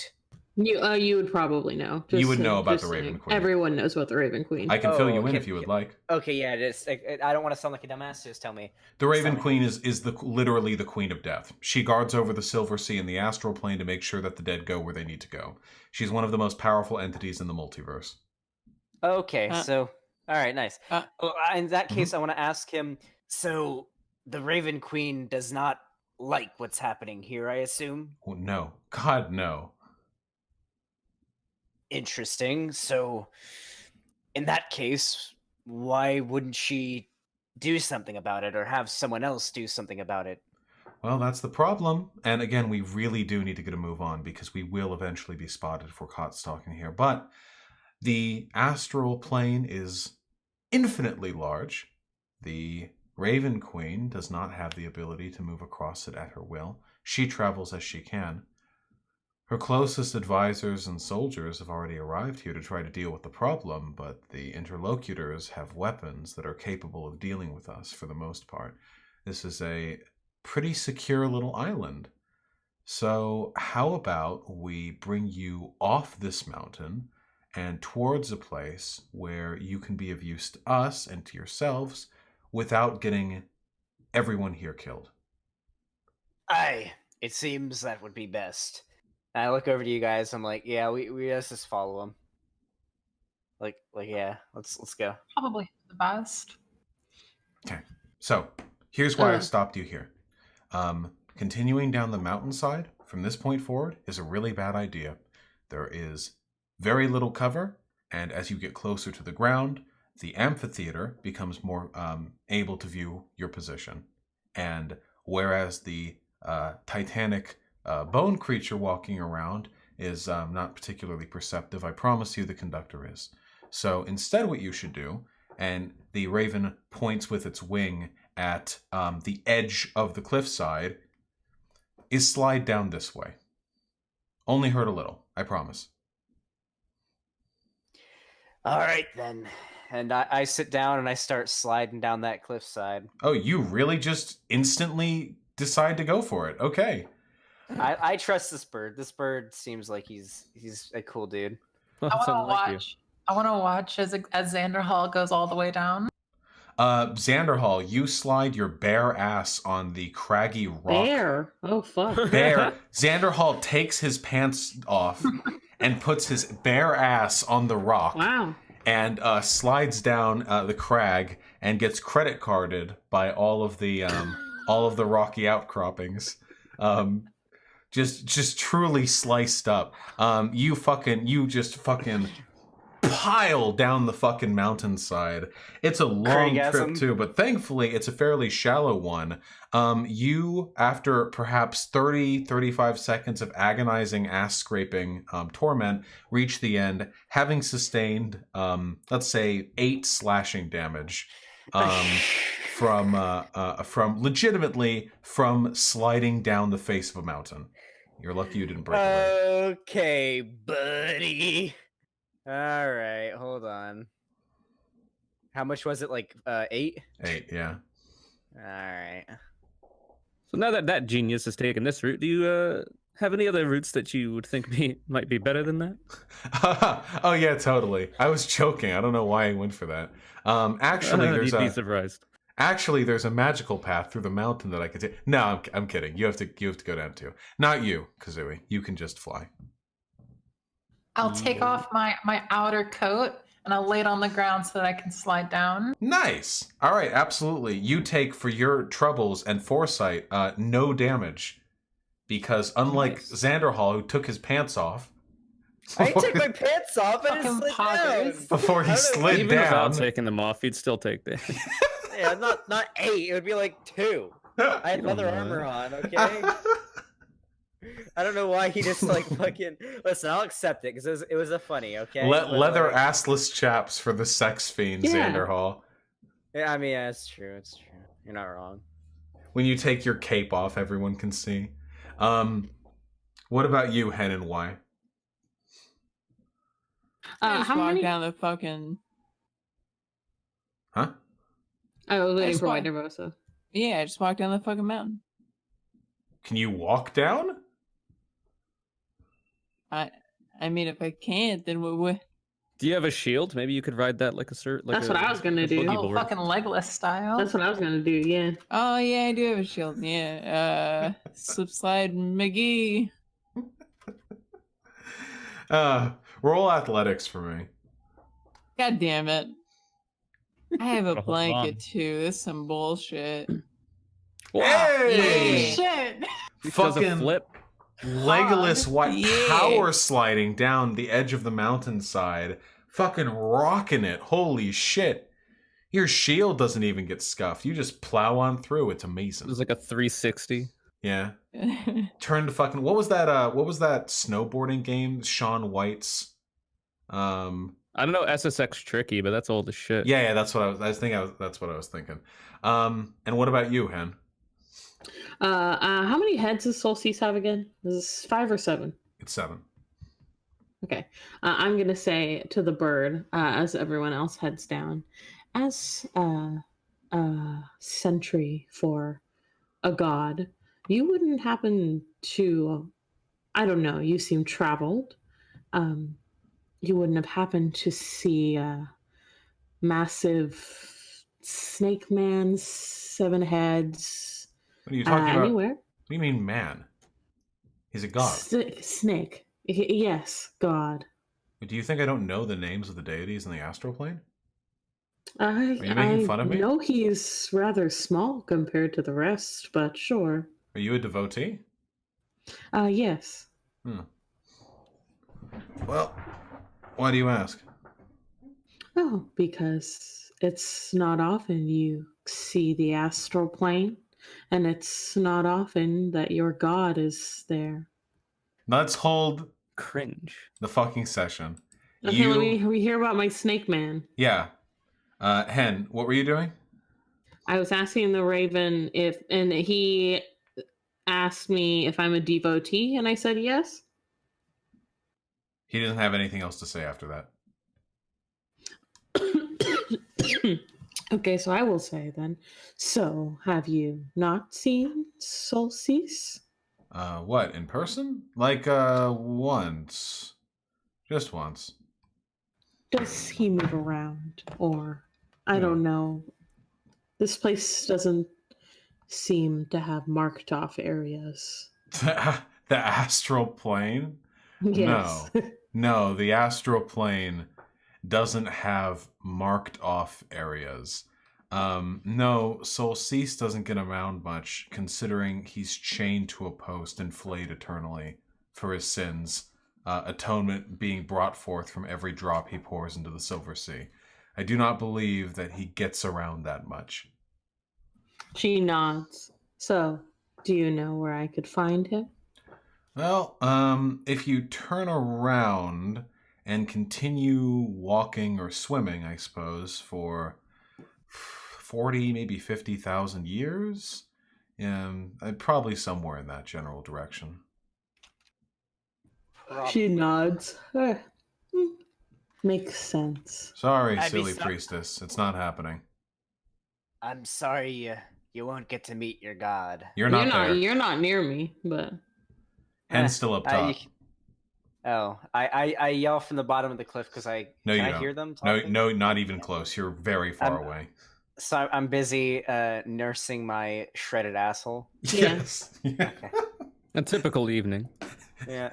No pants, pig puncher. Poo-poo puncher. Used to be.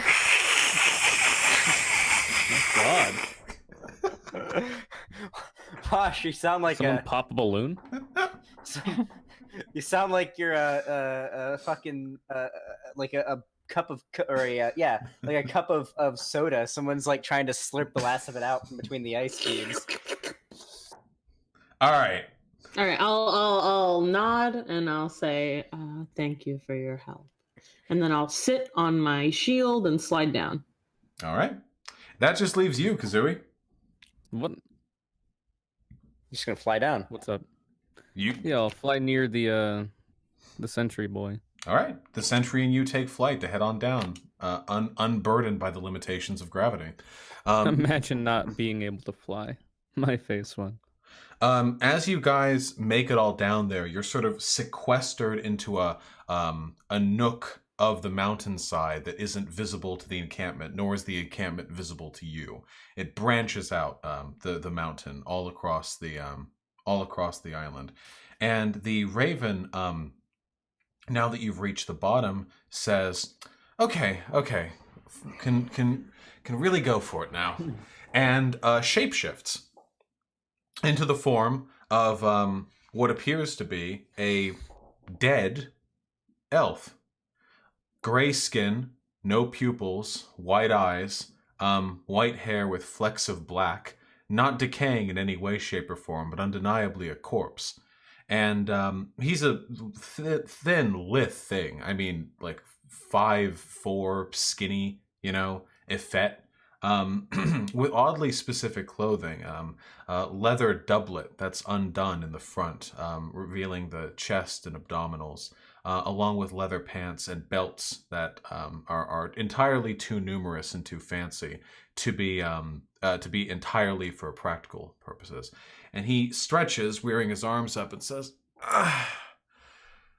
"Okay, all right. Hey, we good to get going?" Aye. So somewhere in this crevice, we can discuss what's going on here. Well, actually, not really me. I'm just the sentry. I'm not really qualified for these sorts of things. Here, let's walk and talk. Okay. As he begins to walk around the edge of the mountain, away from the encampment, he says, "Okay, so here's our problem, and we've been having this problem for a few years now as things have been developing. The Raven Queen is busy. She's always busy. We can't just rely on our gods to do our job for us, There are physical gods in the material plane. Every time you stub your toe, do you expect them to show up? No, of course not. We have to do our own work. Now, we've wanted to squash this little heathenous island insurrection for a while now. The main issue is that the detachments we had in the area are wildly insufficient in regards to dealing with their weaponry. I don't know why exactly they've decided to do all of this, but it has been ruinous for the ecosystem of the astral plane. You know that plague you've been dealing with up there? Aye. Well, in Mordhill, it only spreads to citizens of the town. In the astral plane, it spreads to everything, including the dead. There's a wake of pollution surrounding this island as this existentially damaging plague splits through the souls of countless undead. It's actually rather horrific. And we've been trying to deal with it, but their guns are, it seems, quite effective at dealing with the Raven Queen's troops. And if we get too close, then we are either gunned down or immediately inflicted with the plague that spreads from them as odor does from a drunkard. I don't know. I haven't drank in a while. We have a solution to all of this, though, if you're so willing to hear. Are you aware of the fact that there are some chronological abnormalities surrounding this island and its inhabitants? What do you mean? That time moves differently here? Not just that, but that the somehow the conductor and the inhabitants of this facility have been able to alter how time functions on specific individuals. What do you mean by alter? Well, in any way, or? Well, for example, usually when a spirit dies, they carry with them the wisdom and knowledge they had at their point of death. But somehow, the conductor has been able to rewind the consciousness of the dead spirit back to a point where they're more servile. It seems, and we've had reports of this, that there are some who, having died at 60, 70, 80, were too impudent to assist the conductor in whatever it is he's doing, but when wound back to the mentality of a 30, 25, 20-year-old, they're more willing, more pliable, more complacent. They've done this in a number of ways. They're fucking with time, basically, and we figured out how. We're not entirely sure how they did it, but they managed to capture a god. A god? An old one. A very, very, very old one. Interesting.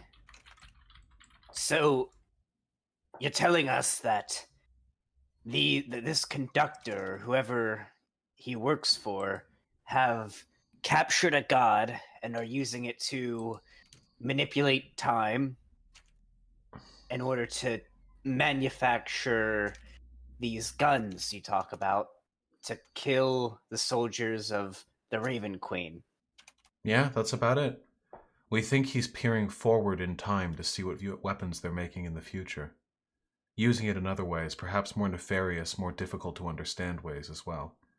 But they're doing an enormous amount of damage very quickly. Aye, these weapons. I have one here. This gun. Oh, he jumps back as you procure it. Oh. No, I'm not going to use it on you, of course, but we got one back in Mordhill, and it's like nothing I've ever seen before.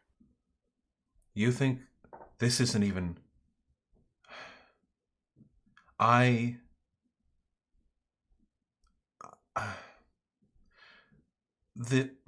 the other planes, on the astral plane, the celestial, we generally have a fairly laissez-faire attitude towards technological development on the material plane. We understand that as the gods stay as they are, mortals will advance. We understand how that works. We've all grown accustomed to it. 10,000 years ago, the lot of you were fighting with sticks and rocks that you lit on fire by dipping them in shit. And now, you have trebuchets and catapults and magical weapons capable of ending the world and God knows what else. But this is unnatural. This is sick. The god's name is Kronos. Obviously. It's one of the oldest ones. We'd lost it for a while. Oh, White Nervosa, are you good? Uh-oh. Yeah, sorry. Oh. Your camera's dead. No, I know. Oh, woof. Mystery solved. It's on the wrong channel. That so old. The god's name is Kronos, and for a while now, that deity has been lost to the celestial plane. Time has just continued to function as normally, so we assume the god had just taken a sabbatical of a few thousand years. But now it's here, it seems. And it's being used in cataclysmically destructive ways. Which brings us to what I'm doing here. The Raven Queen sent a detachment. Most of us are dead. A few of us survived. And hey, if we die, I mean, she can bring us back once she gets here, if that's in time. On the far side of this island, there's a small encampment that's controlled by, well, us. And those people consider you as living creatures from the material plane as much of an aberration as everything else here on the island. But they're also the only way you're going to make it in. So, what I was thinking was, I don't want to be executed for communing with you. The 5 of you need to present yourselves real peaceful-like, and you need to talk it out with them. What makes you think that we wouldn't be killed on the spot? Nothing save the fact that all other directions lead to inevitable death for you. Aye, you're not wrong. It does seem like our only path forward. What do you guys think? Honestly, like you said, it seems like the only path forward. What do you say, Hen? You're the smartest one of us here. He again gives you a kind of narrows her eyes and nods. That's all right. That's good. That's great. Okay, good. I did my job. I think the 5 of you are going to be really, really helpful in seeing this not destroy everything. Unfortunately, I don't really communicate with the people down at those camp, just different departments. I'll I'll get a word in if I can, okay? If you continue around the base of the mountainside, he vaguely gestures in the distance. On the far end, there's a small ravine that leads down to an open enclosure, and that's where the camp is. They mostly keep to themselves to avoid drawing attention, and the people in the encampment are too music-addled to come searching for them. Go find them, okay? Wait, Alright. Before you go, I'm curious. Do you know where they're keeping the god the Kronos? Yeah, we do, actually. Where are they keeping him? 4.5 years in the past, in Mordhill.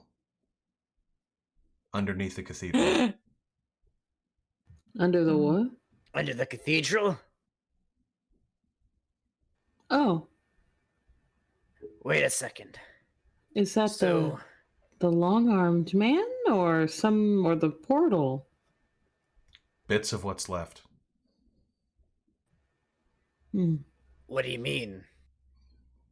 I mean, So, that he's been unstuck and chronologically inserted into a specific point in time, from which all of his power is emanating. Even if nothing were to happen any more from this point forward, the farther we get away from the chronological point Kronos is trapped, the more time would begin to unwind. His power is supposed to be kept in step with time, not outside of it. so it's possible that if we were to go back in time 4 years and free Kronos, this would all be solved.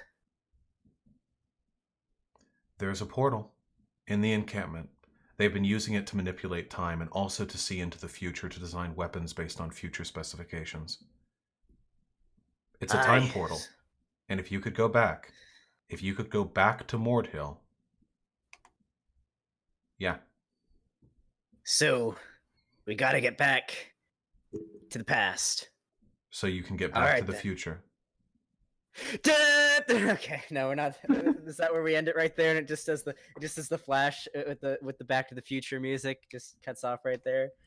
I think. No, now we have to keep going because you just did that. Yeah, you actually killed Someone it. could have made the meme. Someone make that a meme. Shortly thereafter, the man bids his farewell and heads off. Turns into a little fat white raven. Flops Have a away. good one, lad. And I wave at him as he's flying away. It really is quite fat. You be the only good bird I've ever met. Damn. Fuck. This rivalry. I assume then, just for the sake of what was that? I don't know. I assume then, for the sake of a clean conclusion, you guys head along. You head along the directions that were provided to you. Yeah. Aye. And sorry, who were the specific people he told us to look at? Raven Queen soldiers.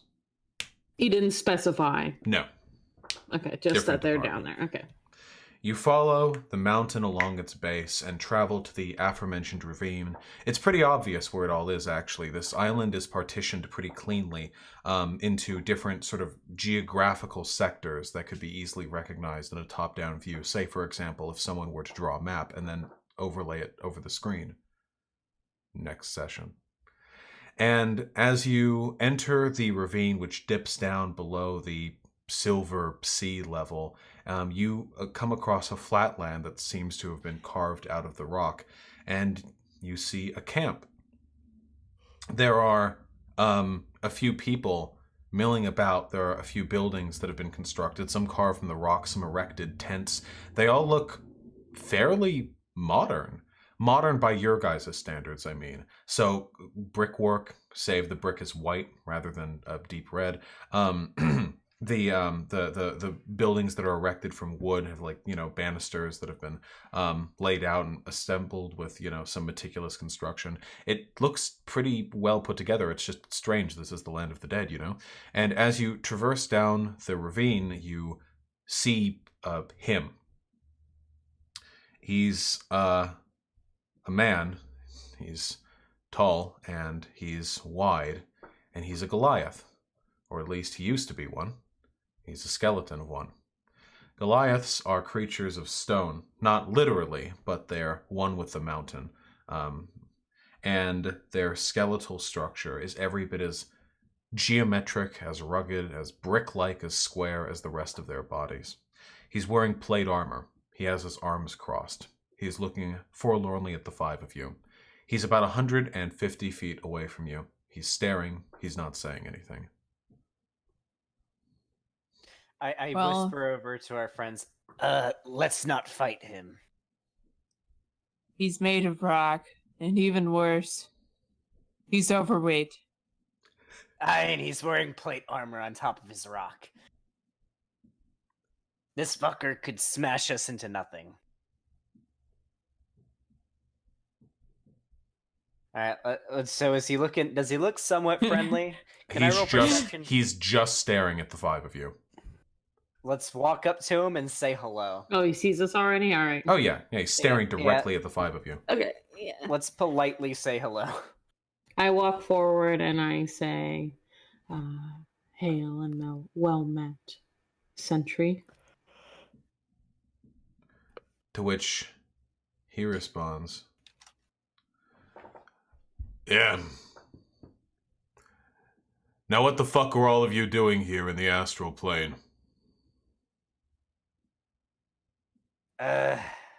Well, we're here to, I died. yeah, we died.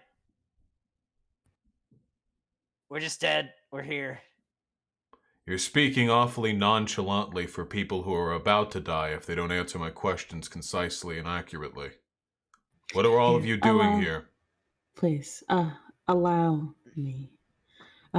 Sir, I have a feeling you may be able to see past any deception. We are here simply to help a town, and here of our own volition. We would appreciate if you did not kill us. We are not here to hurt you or anyone you are guarding, and I know you may not know us or have reason to trust us, but I give as good of a word as I Good, possibly whatever. can. I don't care. So, material plane, you didn't die, at least not properly. You don't have the plague, which means you're not townsfolk, but you were able to come down here. Nobody who isn't townsfolk should be allied with the conductor, which means that if you don't have the plague and you're not dead, you should be allied with us against him. Do I have that correct? Yes. We're not on the conductor's side, that's for sure. Wonderful. Good. A lot of you come here. We need interrogations to get going right away before we can use you. I will nod and step forward. Yeah, Nice. okay. I step forward too. Wait, how overweight is he? He's not overweight, he's a skeleton. Where did you get the idea he's overweight? He's a skeleton. I mean, he probably weighs a lot. Wait, a skeleton? I thought it was a rock monster. No, Goliath are like mountain attuned, but I mean their skeletons are very jagged and Okay, no, yeah, okay, I follow. Yeah, I'll join it. I step forward as well. heavy. Gotcha. He leads you forward a little bit before turning around and saying, looking down at the five of you, I don't know what obligations, contracts, personal interests, or mental illnesses brought you to this place, nor what led you to believe you can have any influence whatsoever in this conflict.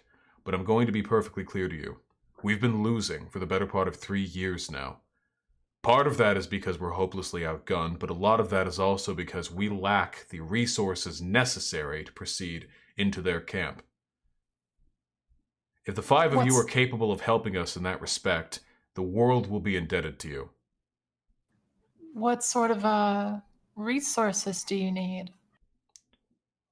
Flesh. The camp repels us. We've been dead for a very, very long time, whereas the conductor plays only with the recently dead.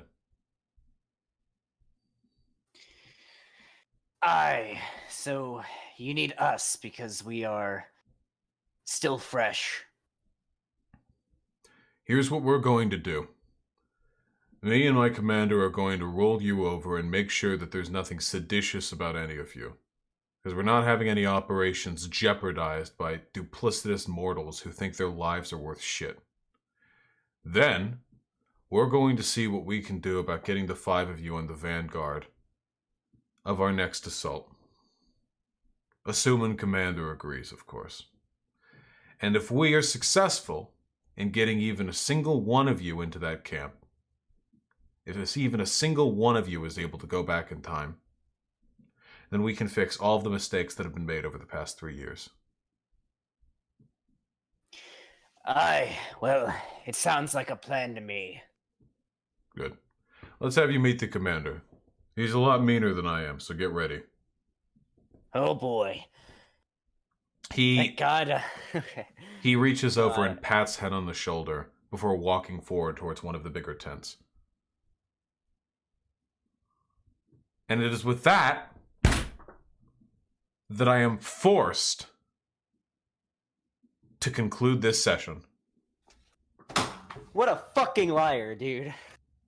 No, I'm being honest. Okay, I thought we were okay. All right. No, I'm being honest. What? I'm hungry. What do you want from? Okay, I want to do the Hassan meme. I don't know. I fucking love that meme. It's a really good meme. It is a good one. Yeah. Have you seen? I just watched the one of Destiny when he was when he was playing chess. The one that you were watching on stream. Yes. Yeah, I know. Thank you guys so much for the lovely session. I really sincerely appreciate it. Oh Yeah, it yeah, was a this good is a lot of time. fun. Yeah. The story has intrigued me further now that Yeah, we're definitely. getting like at I'm first still about like, as bored as I have been the whole time, but you know. Thank you. Damn. We had other Okay. people on the list, Conure. Is that what you're I'm fucking kidding. saying? Yeah, we turned down Shoe on Head so we could bring you in. Wait, Okay. did you Damn. actually? No. I took No, we asked you on Head, and she said she's all right. But Yeah, I we remember. asked Shu, and she said she was interested, but that she didn't have time. And I told her if she wanted to come on in the future, to feel free. Yeah, she can play the Raven Queen God. Damn. potentially future The cameo. 480p Raven Queen. I respect that. Isn't she not 480p anymore? That upset me. I'm She pretty got the sure new she's camera. still fairly 480p to my knowledge, but She got She like got a a new better camera. camera. She just renders at 480. Nice. I don't know. I It's a respect it. stylistic choice, yeah. I respect it. thank you guys. I really appreciate it. Yeah, this is a lot of fun. No, yeah, I'm sorry. I'm- I'm so tired, which is why I'm out of it. But like, Yeah, I am really interested still. I don't know That's if you can see fine. in my eyes, but like my soul is dripping out. I'm so tired. Like I'm actually like. All right, sick. okay. Then Hey, quit listen. complaining about it and get some fucking rest. Apparently, I have to take my fucking child girlfriend, to whom I am apparently engaged in a pedophilic relationship, to get Don't some say fucking that. chicken Go ahead, nuggies. ship it, boys. To get some I can fucking order chicken on Postmates. We don't have to go. chicken nuggies. I'm so excited to look up the keyword Vaush on Twitter tonight and see this clip with Vaush admits to being a pedophile. My goal Another is that reason if I why he say should be shit like banned this from often Red enough, you dilute the criticism and nobody can focus on any one particular claim. See, you say that, but then no, that's not how any of that works. I think it's how it works. Only when you get a Trump No. level. Is that how that works? Yeah. Yeah. I don't think anyone Any- can like- be as horrible as Trump consistent. Well, see, Trump water hoses like a dozen different like terrible things. Like he's a liar, he molests women, he covered up for child pedophilia, but like he was just this one act. You're supposed to like do a bunch. So you're saying more like, hey- pedophilia jokes. No, lie about hyena more needs to be things. hyena needs to be a kidnapped child next, right? Ah, okay, we need to make... Holy shit. Gotcha. my Diversify. And then All right. Yeah. Okay, in fact, unironically, do I need to have- get this fucking chicken nuggie quest out of the way. So I can just Alright. order it. We don't have to go. Okay, do it on Alright. Postmates. Time is money. All right. What is Postmates? I actually am genuinely. you It's just a delivery service. It's- It's like Uber, but Yeah, they it's bring Uber, you but food. for food. Yeah. Yeah. Oh. So it's like Yeah. Uber Eats, but Imagine No. buying a car ride for your fucking chicken. so nuggets. it's- Yeah. it's like That is. It's like the Death Stranding dude, but he brings you your food. It's a Yes, sandwich exactly. chauffeur. Yeah. Nice. All right. Totally. Thank you all I love y'all. very much. I love you all too. We'll go back to the jerk sesh that we had going on over Discord, you know, and Shit. abandon Pig. Cut it the fuck out. Don't fucking dabble in the jerk sesh. I morally disregard or Disavow. disavow. There is no I'm too jerk sesh. tired for this shit. I disregard. Hen Oh Hen my is God. fucking Vermin is Ace. Conure CC is Vaush Cell. Pig is MILF Cell. MILF Cell. You get laid like crazy, Lexi. You're Wait, fine. what is And- Oh, yeah, MILF what's up? cell? Huh? What is MILF cell? MILF Cell. You're a.